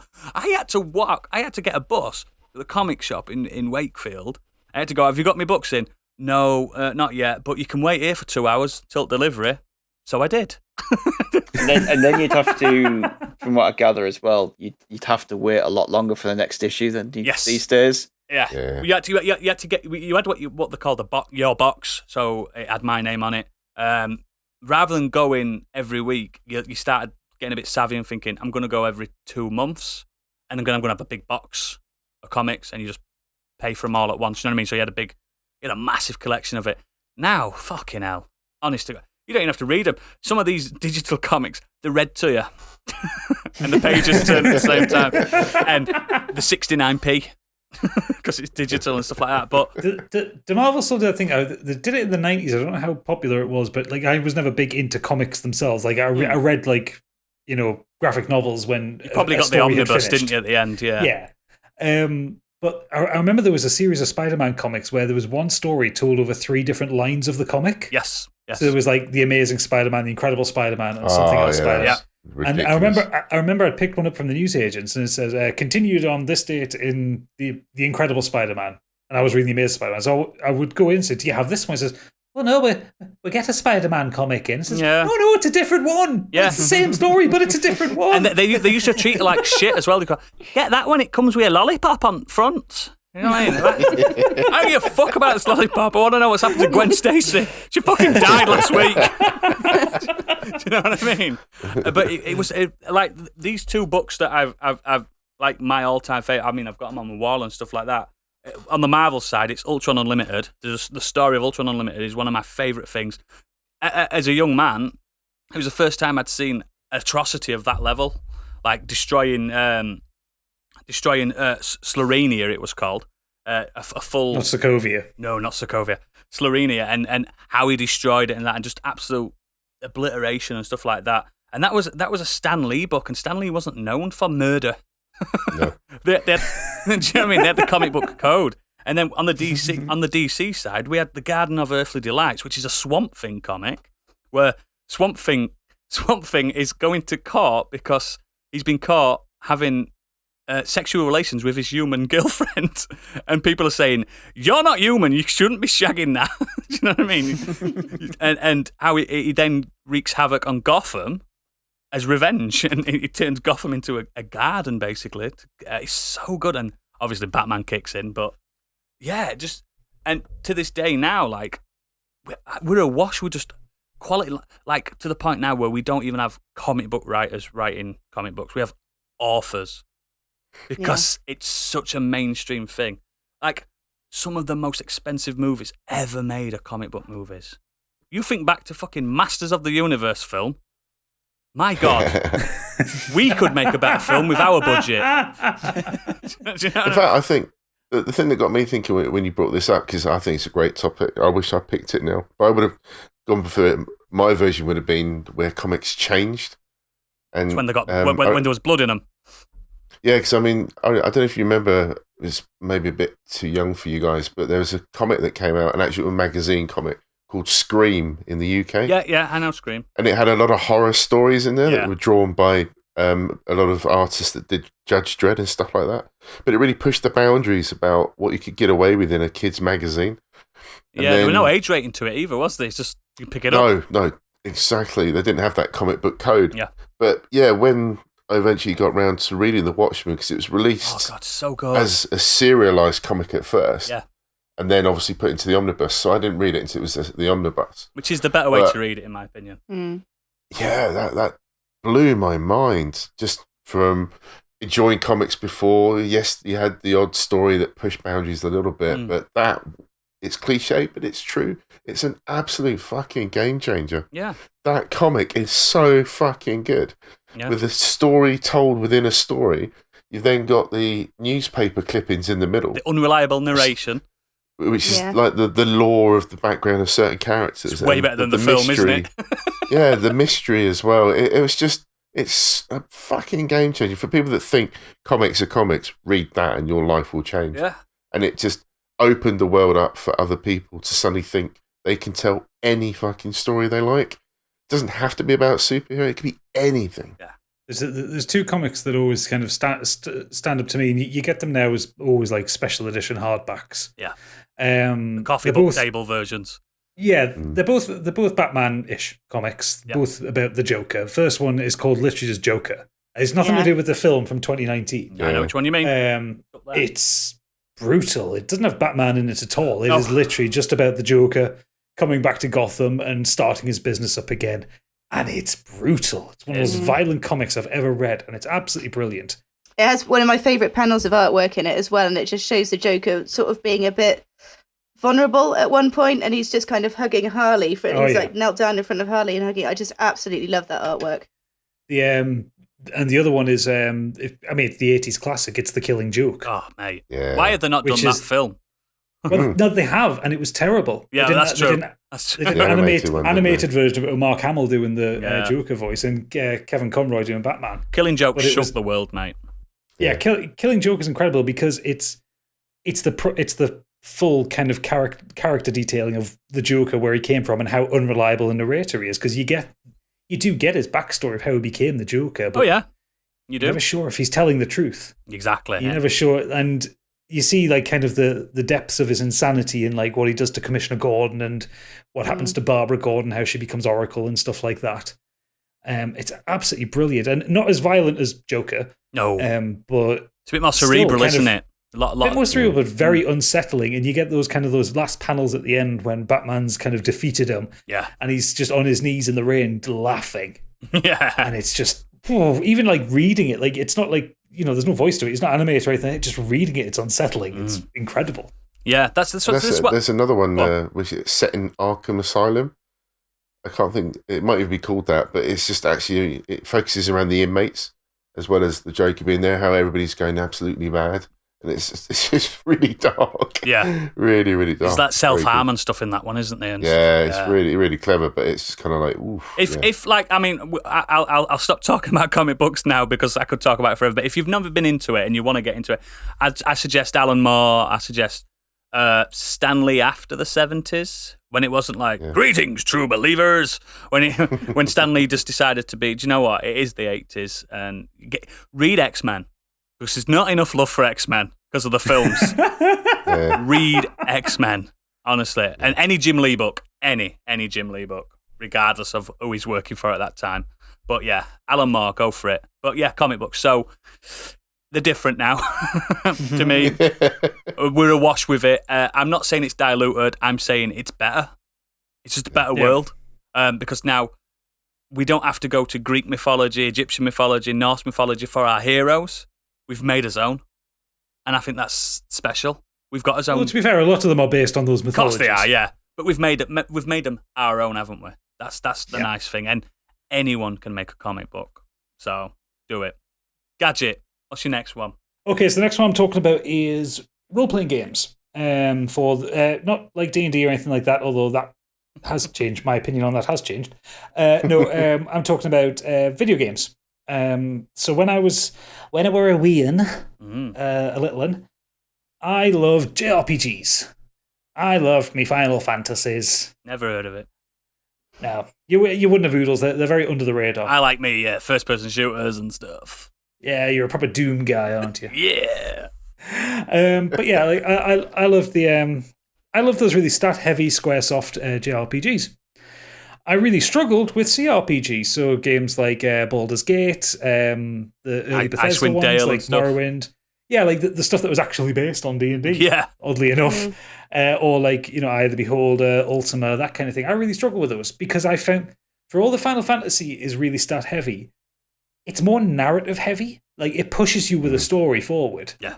Whereas those games kind of drop you in a world and go, Make your maths. Yeah. And like, they're fairly impenetrable. And I was thinking about it when we were kind of mulling over the idea for this topic, and like, I was thinking back to when my parents bought Baldur's Gate on the PC. It's a fantastic game. Your parents are gamers, weren't they? Oh, my parents still are gamers. Yeah. My dad's playing through Frostpunk at the minute. Banger. I've heard that's very good. Banger. Oh, it's a banging game.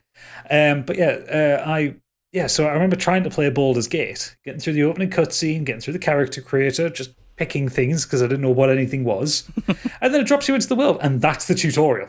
It doesn't tell you what to do with the game. It's just like, go on, work it out. And like the manual for the game was on like fucking 12 CDs, and the manual was impenetrable and stuff like that. And it's just like, as a kid, I didn't know how to do it. Whereas like the Japanese role playing games, they would kind of hold your hand and they would guide you through the early. They're all on a pad as well.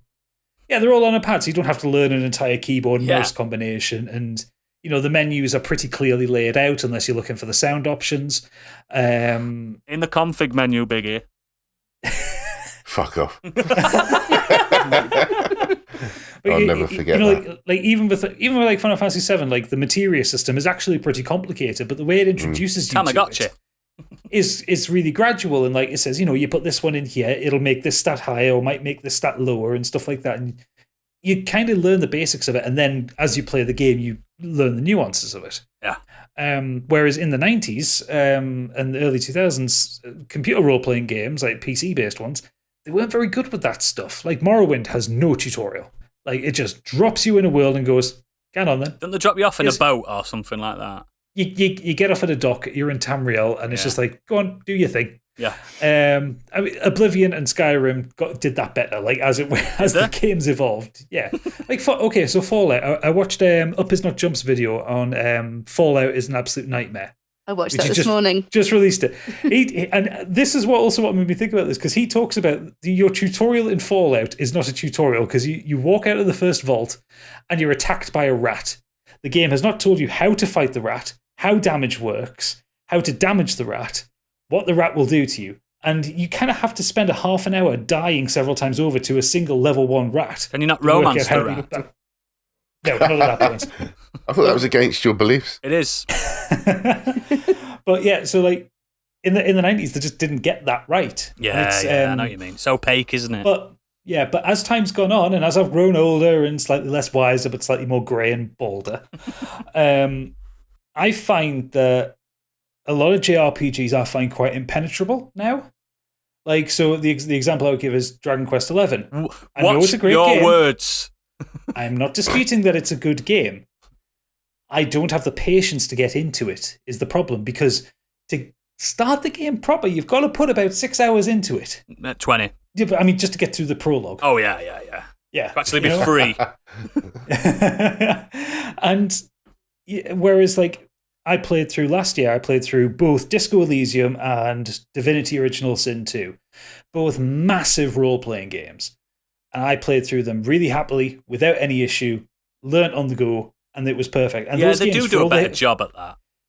They do a better job of not only tutorializing, but contextualizing. Like, you get a lot of the world pushed right in your face up front. Whereas with Dragon Quest XI, it's just like, it starts you off in a very lovely way, but it's very focused on this voiceless character that you have. And you learn His about name's the little Oodles, villages. by the way. You learn about the little village he grows up in, but not about the world, not about your reason for being in this. Yeah. Disco Elysium, your first 10 minutes are you've got to pick yourself up off the hotel room floor, find all your clothes, try not to die getting your tie down off a ceiling fan. And then you're told, oh, by the way, you're a policeman and there's been a suicide at the back, go sort it out. Yeah, there's a difference. That's within to the first isn't 10 there? minutes. Yeah. Yeah, Whereas I get Dragon it. Quest takes a long... a lot of JRPGs are very guilty of this. It's why I'm a little bit funny on Monster Hunter Stories, which is coming out soon, because it's just like, I know it's probably going to be an excellent game, but do I have the emotional wherewithal to push through the tutorial section of a JRPG now, where I can go back, where I can play Pillars of Eternity, which is, again, another very impenetrable game, but it does a better job of leading a new PC player through its opening hours. Or, any other number of kind of role-playing games that are out there based in, Western mythologies or based within D&D or anything like that. I wouldn't get Scarlet Nexus if I were you. No, the way you were describing it is just like, yeah, I'll hate that. Yeah, get rid of that first 2 hours, then you'll like it. Yeah. But that's the other thing. That's the thing. There's so many things about, especially JRPGs, where they say, you need to get through the first 8 hours to like it. I'm like, that's a bad game. I'm really different on that. Like you see me play Peggle, I'm like, oh wow. I'm like that with JRPGs. I'm like, oh, and I talk to myself even when the camera's not on. I'm like, oh no, she's gonna betray me. I don't know. I just get into the melodrama with it. So I think those hours just fly by for me. But then when I talk to my friends, I'm like, are you still playing Bravely Default 2? I'm like, oh yeah, I'm 80 hours in. They're like, oh, I haven't got past the first 5 hours. I'm like, what? It's just, I don't know what it is. I think my mindset's just perfect for it. I think it's more important now as well in the sort of digital world that it is important that they really do get the tutorial aspects of things right as well and not front load everything, but kind of drip feed it as you go along, because you used to buy a physical game and you used to have a manual that you could refer to. And I know you can hop online, but when you've downloaded a digital game, you just want to get on and play it. And that's what people expect now. BeforeIPlay.com. That's my new manual. You go on BeforeIPlay.com and you type in the game, and it's a spoiler-free starting tips for every single game you could ever imagine. But yeah, the that thing is as well. I like going back to the older RPGs now, like the older Western RPGs. I never stuck within the 90s, and it's nice to play them now. Like Baldur's Gate is great. Janky as all fuck because it's a very 90s game, but it's great. Oh, you need to get into Dungeon Siege. Ooh. Oh, I do love a bit of Dungeon Siege. Yeah, Dungeon Siege 3. Ooh, baby. You're spot on though with them not telling you what to do, because I started playing Baldur's Gate on the Switch when it came out. Just to go back to it, and it's all right on that little screen. Don't put it on your telly. No, it's minging, isn't it? It's minging. But you have no idea what level people are, how hard they are. And I came across someone randomly in a town, destroyed, and she just killed us all. And I'm like, that's game over. I didn't even do anything other than talk to them, and she was just kind of there's no rewind feature. She was like, be on my side or their side. And I was like, well, you seem like a bad guy, and it was just like, maybe if I team up with them against you, we'll win. And no, she's just attacked me, summoned some demons, killed us all. I was like, oh shit. Like one of the first instructions in Baldur's Gate is just go east. Yeah. It's not even a proper quest marker. It just says the next town is over to the east. Go there and find something to do. It's like, oh, okay. And you go there and die to rats on the way. I got killed by some rats. I'm the complete opposite with how I like my role-playing games. I like to be directed. I think that's why the JRPGs suit me.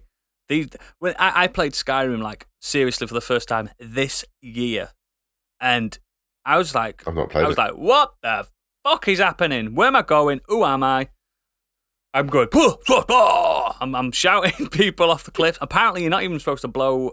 Oh God, here we go. I was about to say, blow a guy off a cliff. I was literally about to say that. Blow a guy off a cliff. That's exactly what I'm going to say, but there's the title. Yep. It depends where you live. So Interland. But yeah, excellent. Good shout with that. Good shout. Candy? So my second one is Eternal Sunshine of the Spotless Mind. Oh, great film. Yeah. So it was released in 2004 during the time Jim Carrey was sort of moving his career where he started to steer it away from his kind of hyperactive slapstick roles and started to take on parts that would kind of showcase his talents more as a serious actor. And I'll just read the synopsis. I'm sure a lot of people have seen it, but after a painful breakup, Clementine undergoes a procedure to erase memories of her former boyfriend, who's played by Jim Carrey, from her mind. When Joel discovers that Clementine is going to extremes to forget their relationship, he undergoes the same procedure and slowly begins to forget the woman that he loved. Now, when this came out, I was 18 at the time, and I hadn't really been in a sort of meaningful relationship, so I just absolutely could not relate to it. I couldn't relate to going to such lengths to try and forget someone. I'd also gone into the film hoping for kind of loony Carey, and I hadn't previously known anything about the film, so I didn't know it was actually a comedy. And I think, as a young person, you think the thought of having the ability to erase memories and negative experiences sounds like an absolute dream come true, when actually in adulthood, you realise the importance of your own experiences in shaping the person you become. And if you don't go through the hardships of your own, you might find it difficult to kind of empathise with people going through their own struggles. And it makes you a better person by learning from your mistakes and realising sometimes you're throwing away a good thing when over something trivial, and you need to kind of take stock and look at your own behaviour, and it gives you the tools to kind of help and advise other people. So yeah, I think it takes having been through that kind of experience as an adult to really relate to the film at all.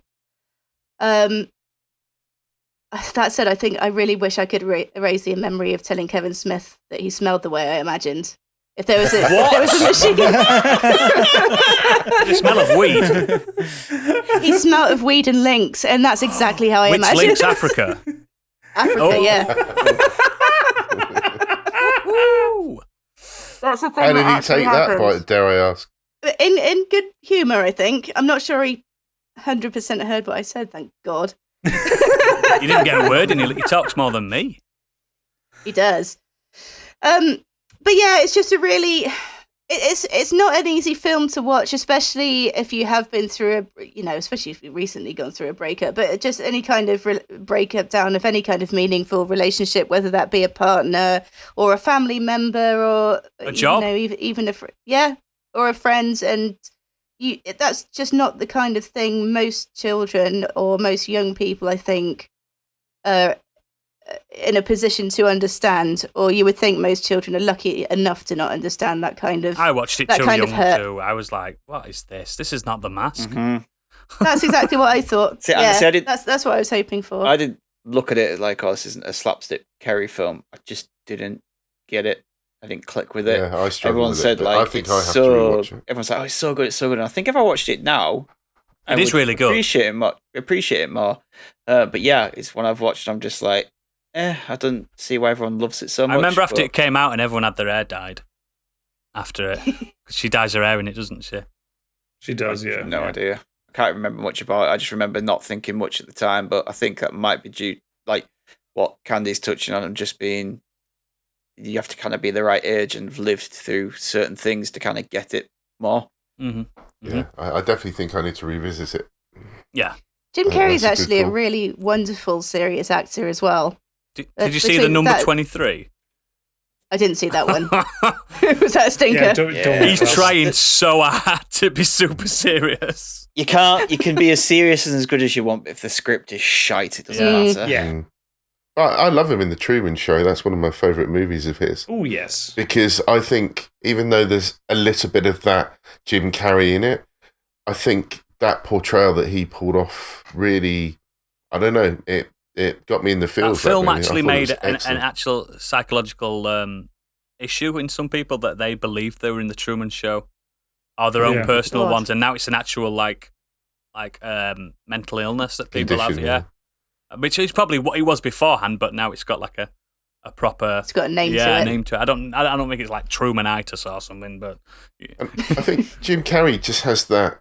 It's like it's a He's good on shtick Man that on he the Moon.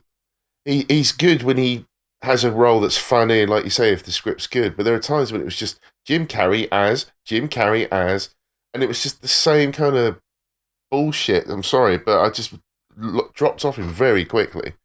And I think. So are you saying he you was weren't one a of the fan of best Mr. things Popper's in- Penguins? The what? You weren't, the you Penguin tried to say you film weren't a fan of Mr. Popper's Penguins? when he gets a delivery of like 45 penguins. One of the I've seen that. stupidest films I've ever seen. So Liar, Liar's bad, good. No, Liar's it's okay. great.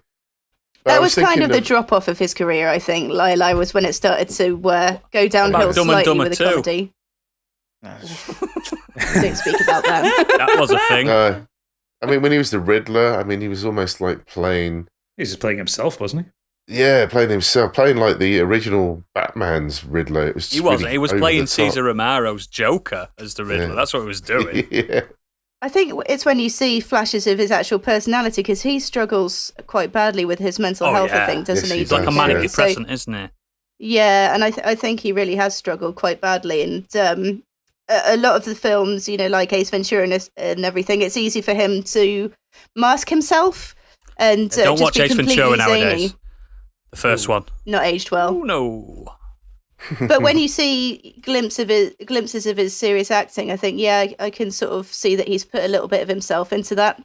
Yeah, absolutely. It's good. It's a good shout. Eternal Sunshine of the Spotless Mind. It's a profound film. It changed indie films forever. I think there was like a look that films kind of copied after that, and Wasn't that an Andy Kaufman? Yeah. Yes. yeah, Charlie Kaufman, I Oh, think. so- yeah.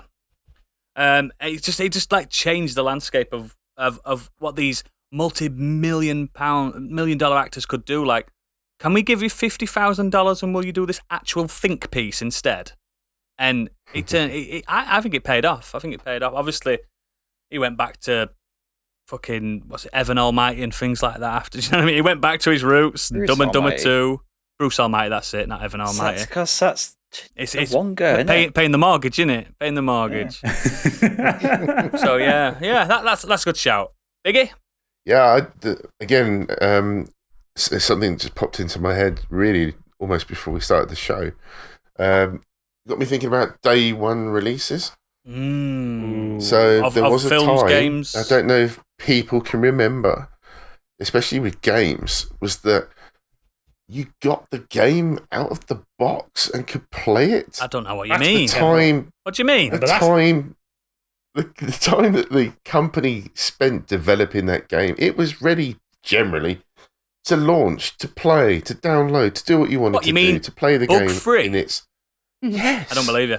Well, And then not as always. soon as the internet, I guess, was invented, Ruined and that everything. games, consoles could connect to it, it then became, because I mean, I wasn't a PC player, so I appreciate that PC gamers have had this for They many got years. expansion the packs, games, didn't they? That actually had bug Yeah, fixes that in released secretly. patches and all sorts of things. And they bless them, they've had it for years and Bless years. them. Like they need it. The master race needs blessing. But now, for console gamers, we're experiencing that probably for the first time in the last, 5 years? Big style. maybe? Big style. When was the last Yeah, time you it's- turned your console on without an update happening? Longer than 5 years, like back to the PS3 generation, Yeah, like I think you're probably right. the 7th generation, because that was the first ones where they were kind of always internet connected. Yeah, built in, yeah.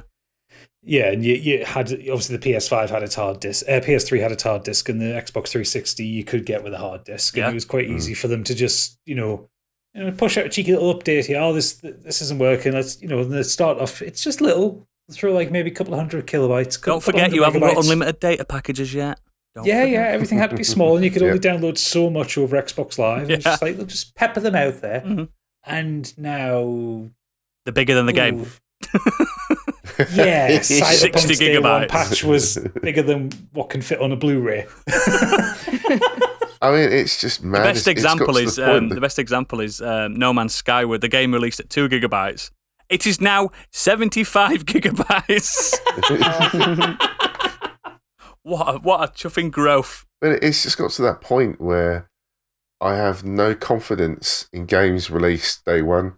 I will pretty much, bar the odd one, not pre-order anymore. I think pre-order bonuses are a bit of a joke. But you'll get What a new they're skin. saying, they're trying to encourage you, but it's what they're offering is pathetic. You get 5 potions and a new skin. Come on. Yeah, it's just it's In a a theme. different way of gaming now, and I just miss that excitement of getting the game out of the box, playing it, and actually being able to enjoy the game for what it's supposed to be. And yeah, I miss that. I miss character bios in the manual. Yeah. When you go, and this is the adventurer. He was born in this place, or she was born in this place, and it gives you a little bio and everything. And there's so many spoilers already just in the character bio. But the thing is also with this new way of releasing games is that they put a patch in to fix something, but it breaks something else. It's just this ongoing loop of fix that, that's fucked, fuck that, fix this, fuck it. It's just it's Welcome to software development. I deal with this I every can day. imagine. But I mean, Destiny's my favourite. I used to follow Bungie because I was a big fan of the game. But that was up and down, wasn't it?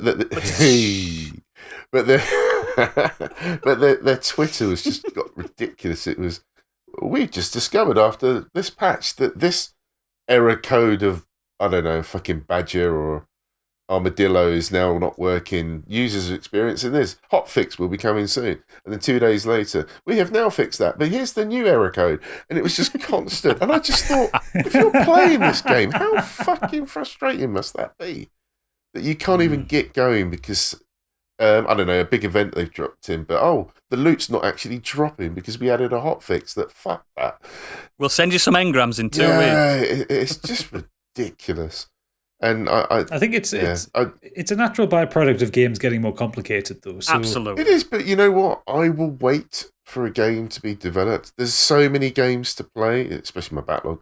But it's just, take your time. I know there are pressures from shareholders. I get all that. But at the end of the day, what we've seen recently, particularly with COVID as well, is that it's just pushed back development by another year. So all these games that were announced in 2020 that were coming out in 2020 or 21 are now 22, if not 23. Good. Take your time. Do your game. Get it ready to go. There's too many games. I mean, apparently Ratchet and Clank, the latest one that came out, Insomniac allegedly have put out a statement a while ago saying that there was no crunch time involved, that it was planned, however long it was meant to come out, it was ready to go, it was done, it's out there. It might have the odd little fix that may be needed for whatever, but generally it's done, it's out there, it's ready to play. And yeah, I miss those days.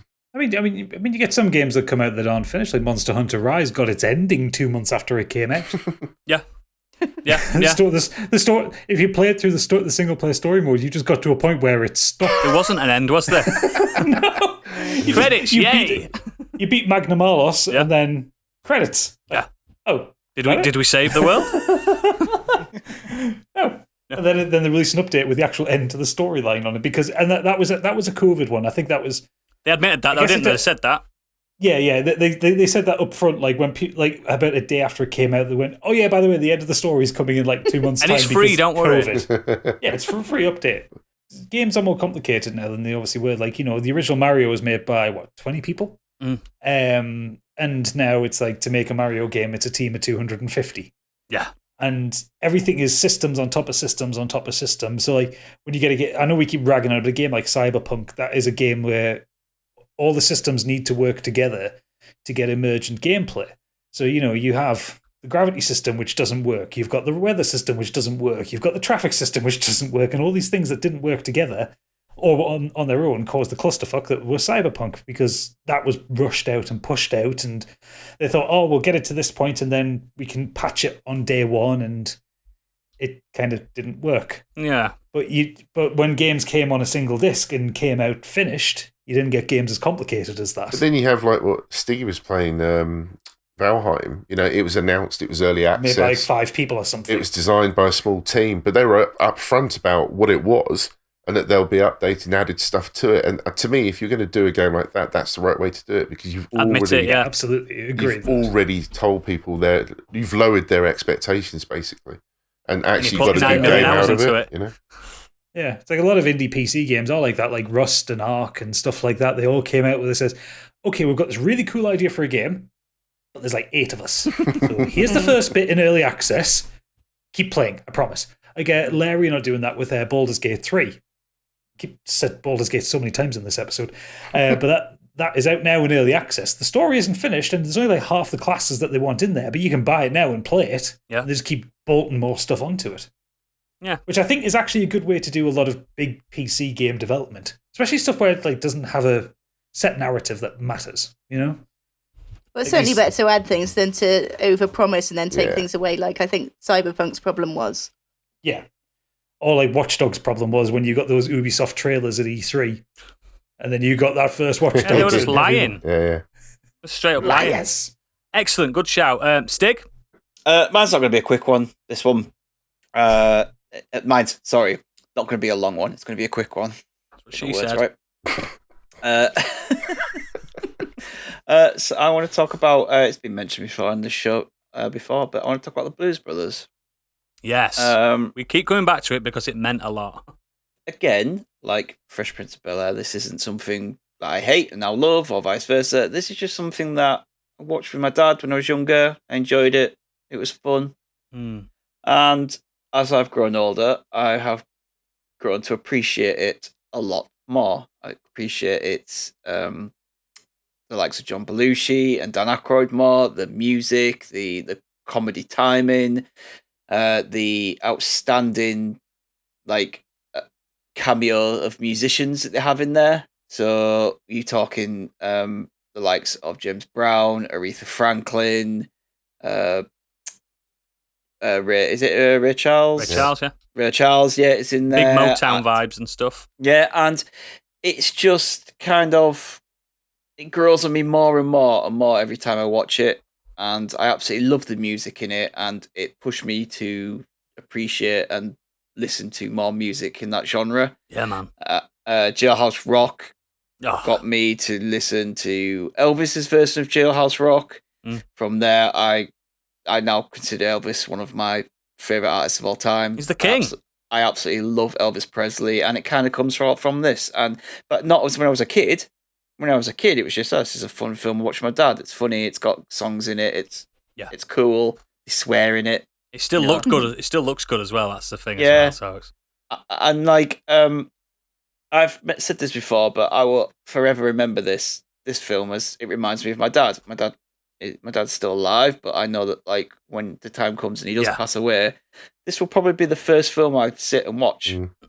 Yeah. Because it reminds me of a time with my dad. But the film itself, I just appreciate and love more and more. The older I got, the more I loved it, and the more I appreciate it, and the more I kind of love the characters in it and the situations and the comedy and the music, and that's it really. It's just a film that has grown on me and more over time, and made me go out there and listen to more kind of rhythm and blues music, especially as I've got into my 30s. Yeah, absolutely, mate. Just very quickly, you just got me thinking about something. You said you're a fan of Elvis Presley. Yeah. Something that reminded me when I was a kid, I used to watch his movies. Used to be always on the TV for some reason when I was a kid. Have you ever watched his movies? No, I've seen some of them. I know if they've aged particularly well, but I just remember them being these sort of... He did a lot of army movies, didn't he? Yeah, these kind of little melodramatic stories, but obviously he had to do singing in them because he was that guy. I want to watch them. I do want to watch them. I wonder if they've aged well. He's not a good actor, but he's singing. He, apparently, by all accounts, he's singing live on set. Yeah, it does come across that way. It's really... Apparently, that's really good, so... There's some that are quite renowned. Yeah, some are renowned, aren't there? Yeah, I need to... He's acted in 31 things, according to IMDb. Wow. Yeah, I think they just churned them out when obviously he was at his peak. 31 credits. I mean, he was here. He's 3 a year in the 60s. Hell. Between 1956 and 1969, he did 31 films. Yeah, I need to rewatch the Blues Brothers because we used to have a stage version of it on the cruise ships that was really popular. And please tell me you used to play in it. No, I'm not that talented. Everybody. But it was done really well. It was obviously all the hits, and they obviously have to shorten the plot to get the show out. But it was done very well. Is there no driving scene in it? Yeah, that's the shit. Police car chase. Police cars shooting off overboard. Did you chuck the Nazis overboard? But I definitely no ticket. I'm a big fan. I have seen it a few times, but I haven't seen it for years. I should really. It still holds up. I really should go back and watch that. It's a right laugh. Yeah, it's amazing. I just love it. Yeah, absolutely love it. Excellent. My last one is it's time for serious oodles now. You're not met this guy. Quite similar to Gadget's first one. I want to talk about Metallica for a second and how I can't listen to them anymore. Many people can't. Well, nothing to do with the fact that they're terrible now, but the fact that the reasons not to listen to them. Yeah, it stems from abuse actually. So as a kid, I had an abusive stepdad, and I used to I'm not going to get into why and how and whatever. But I used to listen to Metallica as like because it was really aggressive, isn't it? Like, ah! You know what I mean? Like, I've talked ad nauseum about And Justice for All being the album that just spoke to me, even though it's like probably one of the worst albums, especially mixed wise. It's terrible. It's terrible mixed. It's a great album. Yeah. It was so aggressive, so frantic and fast and thrash. And I used to like listen to it with my big cans on and cry because obviously shit going off around me and stuff like that. And nowadays I can't listen to it because it just like breaks my heart. It takes me back. And that's what I want to touch on in more detail if we had more time, that some things I just can't do anymore. The memories are too strong. Like, do you ever get that sense of smell and stuff when you watch something or listen to stuff? Synesthesia. Yeah, and it's really strong with Metallica now. Even like hearing the name, it makes me go, ugh. You know what I mean? It's awful to think because it's something that I loved, like truly loved. I used to read the fucking biographies and stuff, and they ain't got a really interesting life as a band, do you know what I mean? Middle class Lars turning up and saying, "So we start a metal band?" Yeah, sure, why not? Do you know what I mean? It's one of those things, and I think you still got to, rather than like wash away those memories, you kind of got to embrace it a little bit, haven't you? Be like, I was just going to say, it depends though, doesn't it? Because it depends how I can understand how that affected you. And, you know, I sympathise if that's how you felt. For me, when I went through my angsty period, there's certain music, like I mentioned about there and the grungy phase, I can still listen to that because that is like, if I'm put that on, I must be feeling my most melancholic because for me to revisit that, considering it's not music that I listen to anymore, but if I put that on, then it's because I'm feeling that way for some reason and I associate it with that. But yeah, I think it must be hard for people to go and see a movie or play a game or something that connects them to something in the past that they'd rather forget. That must be really hard. Don't get me wrong. I didn't have the worst upbringing. It's not. No. It wasn't shockingly bad. People say own it, but I was destined to be an emo just from my upbringing. I didn't have a choice. Do you know what I mean? It just happened because, I'm on my own. I'm so individual. Apart from 10 million other emos saying the same thing. But yeah, I just think the relationship with music now is such a different, like, exactly same as Gadget. Where, if you like, I adore Prince now. I never adored Prince as a kid. I wouldn't have been seen dead listening to Prince, but I'm obsessed with him now. Do you know what I mean? It's too late. He's died. Do you know what I mean? But yeah, that's what I wanted to mention, and we'll move on from that somber note to the mailbag. Yes, the mailbag this week, pretty bulging, given the complicated nature of what we're asking people. Tricky one. Tiggs come in saying, has to be real-time strategy. I bloody loved stuff like Command & Conquer and Age of Empires growing up. Build little bases, crushing me neighbours.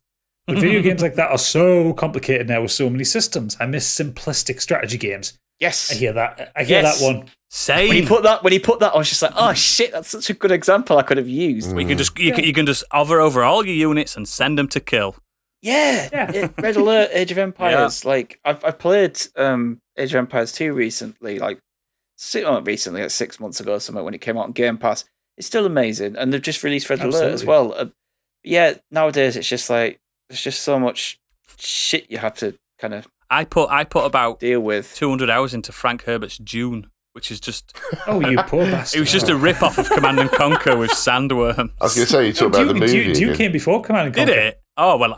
Command & Conquer's a rip-off of Dune. Oh, right. Well, there you go. Stop copying. I'm really hoping that Age of Empires 4 is just kind of that simplistic thing. Yeah. Just I wouldn't hold your breath, mate. You do this. See, I'm on the other side of real-time strategy. I really like games like StarCraft. Like whereas with Command & Conquer and Age of Empires, you're building up kind of a very large army, but you're not really dealing with the micro. You're just kind of like building up an army, keeping the resources coming in and throwing big armies into the meat grinder. Yeah. With StarCraft, I like the micro, whereas like you've got small, you're controlling individual little groups of little beasties to go and kill. I just can't be asked to click a mouse anymore because I do that for a living. Oh no, on Age of Empires, I still have my little groups. My archers are here, my things here, my horses and stuff. Yeah. Oh yeah, but the focus with Age of Empires isn't so much on the micro stuff; it's more on like macro strategy. Yeah. Whereas never play. Our listener Ben Blaster X. He's too good. Is it? Oh, it is vampires. Yeah, he's too good. You can't. You literally just like, oh, I'm doing quite well here, and you just think you start getting your army up, and he's already attacking you with a huge Ben's a army. warmongerer. And I was like, how the fuck have you got to this so quickly? You just, yeah, he's too I good. found He's opened up the Populous. BIOS and put cheats in. I found Populous hard when I was a kid, but I still don't know how to play bastard. Civ. now, Still don't know how to do it. Civ, I just can't invest. I'd love to invest the time in those. I don't know how to things, do but- it. Yeah, I don't know what I'm doing. I don't know I do either. love a bit of Civ. Tig goes on to say, same goes with RPGs. I want an adventure, but I don't want a database of stats and a bazillion rune combinations on all my weapons. Just let me ride a horsey, shoot my bow, and chop up some beasties. So he wants The Witcher 3 on Switch. Yeah. Yeah, he does. He love that. Gorgeous looking game. I think some of this is I simply don't have the time I had as a nipper. I work away and I'm mostly wiped at the weekend. Family, gym, chores, etc. So these days I stick with adventure games, shooters with friends, and my beloved Pro Evolution Soccer. Oh, I love Pro. Although I did really enjoy that Pocket City on iPad, a stripped-down Sim City that's much more accessible than City Skylines. Ironically, I completed it and dropped off it as it was a bit shallow and simplistic. Genuinely though, Pocket City is brilliant. What do It's you want, fucking Tig? Brilliant. He wants the world. I was going to say he wants everything, doesn't he? The Sounds Creepy podcast, at Sounds Creepy Pod on Twitter, come in saying, Queen of the Dam, 2002. I loved it so much as a teen and I thought it was perfect. Casting, wardrobe, makeup, soundtrack, cinematography. Does it sound like basically edema and things flawless. like that? Yeah. Oh, it's proper new metal, like It's curated by Jonathan Davis. Static X. Static X, yeah. Yeah. It's basically flawless in my young eyes. Watched it again a few years back and it's good. It's not. Surely not the complete masterpiece I remember. Read the books instead. I remember my ex was like obsessed with Queen of the Damned, and she's like, it was the greatest thing ever. And like, she went on about it so much. She said, "All right, show it to me," because I don't give a shit about vampire films that much. You know, it's just like I've seen some, I like them, and I liked Interview with a Vampire. Yep. I thought that was a good film. Bram Stoker's Dracula. Yeah, Bram Stoker's Dracula, apart from Keanu Reeves' English accent. But, Yeah. Top quality. that. yeah.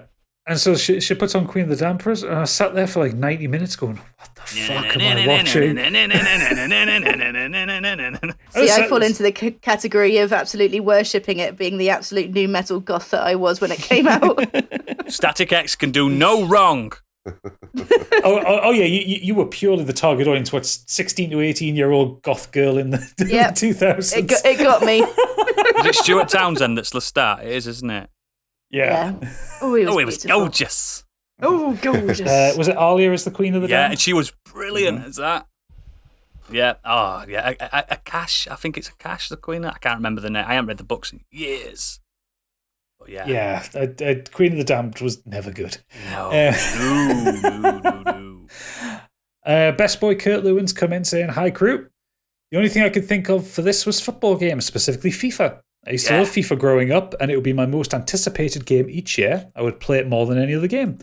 I would play the career mode, make up leagues with my mates, loads of stuff. It was great and fun to play too.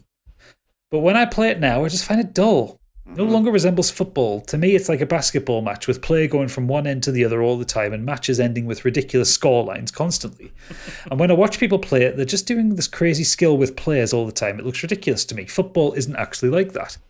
I've tried Pro Evolution Soccer, which is better, but still hasn't scratched that same itch that FIFA used to. To me now, the best football game is Football Manager, but obviously you don't control the players in that. This, Yeah, I agree. Yeah, I hate to agree with Kurt. 'Cause me and Kurt are having this real on-off relationship at the moment.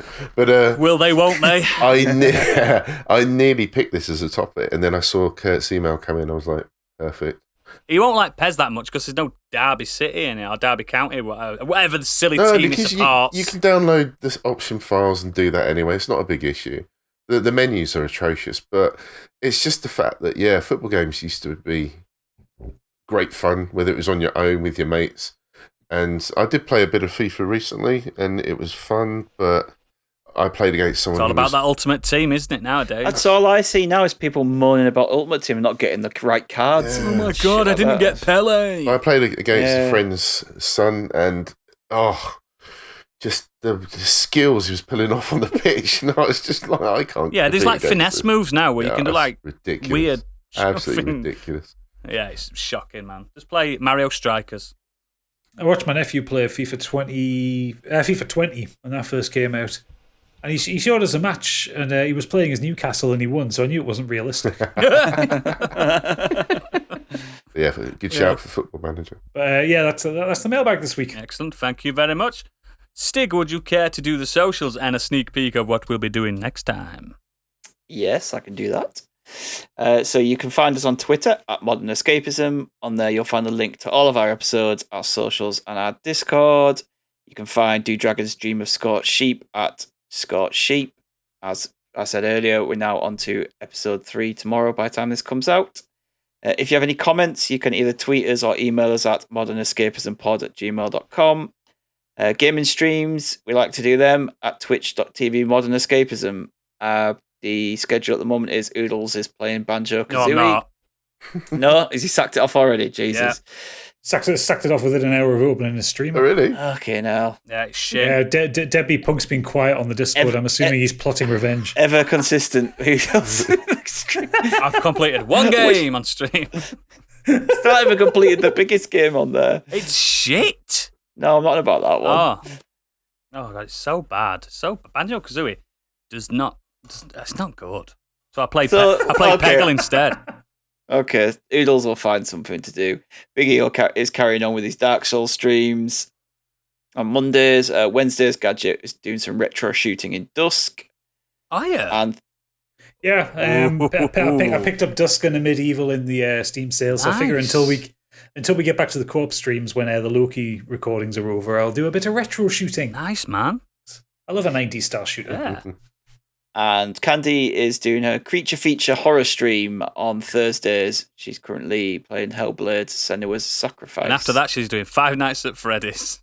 I am. I was going to. Yes! I haven't played it before. The best thing about Candy doing the streams on a Thursday is that when this comes out, it's fine. It's actually what it is. There's no fucking around with the time that we say one thing, but actually it didn't happen. I had to drop off her stream because I suddenly saw how good that game is, and I was like, "You're frightened, weren't you?" I was like, I don't want spoilers. I'm going to play this. Yeah. I had to play with headphones as well. Yeah. You have to. I was amazed by what I saw there. I was like, wow, that can't looked wait really for a good. sequel to that. Yeah. Yes. Yeah. So sorry, Candy. I apologise that I had to jump off, but That's quite all right. I don't blame you. Please do play it though. Definitely. So next week we are jumping the shark. Some say we've already done that. Yep. We're going to talk about books, games, TV shows, movies, whatever. Just jump the shark. What just went so fucking stupid? I will not have a problem finding subject matter for that. I promise I won't bring up Prison Break. I promise. No. I deliberately will not bring up Prison But Break. Prison Break 2 is fine. But this is this is probably going to be a ranty episode, and they're always fun. Yeah. Game of Thrones should have ended a few seasons too. Oh, well, no Game of right. Saying it right now, no Game of Thrones, and no Prison Break because we've done them to death. Oh, Die Hard 5. Yeah. Oh god, yeah. Or Jurassic World, anything like that. Ones that we've already ripped into plenty of times. Fresh content coming in your fresh ears. No Simpsons. No Yes, Simpsons. no Simpsons. Yeah. Oh. Yeah, as ever, leave us 5-star reviews on Apple Podcasts or wherever you may listen. Thank you very much, and thank you all for listening. Patrons, meet us round the back as usual, but for now, I believe the children are our future. Teach them well and let them lead the way. Good night.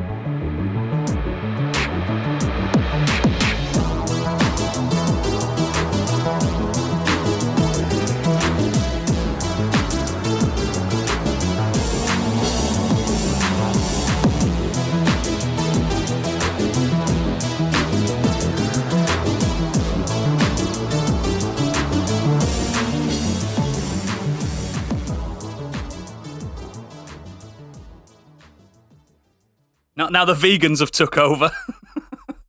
Do you know when every time they get hurt,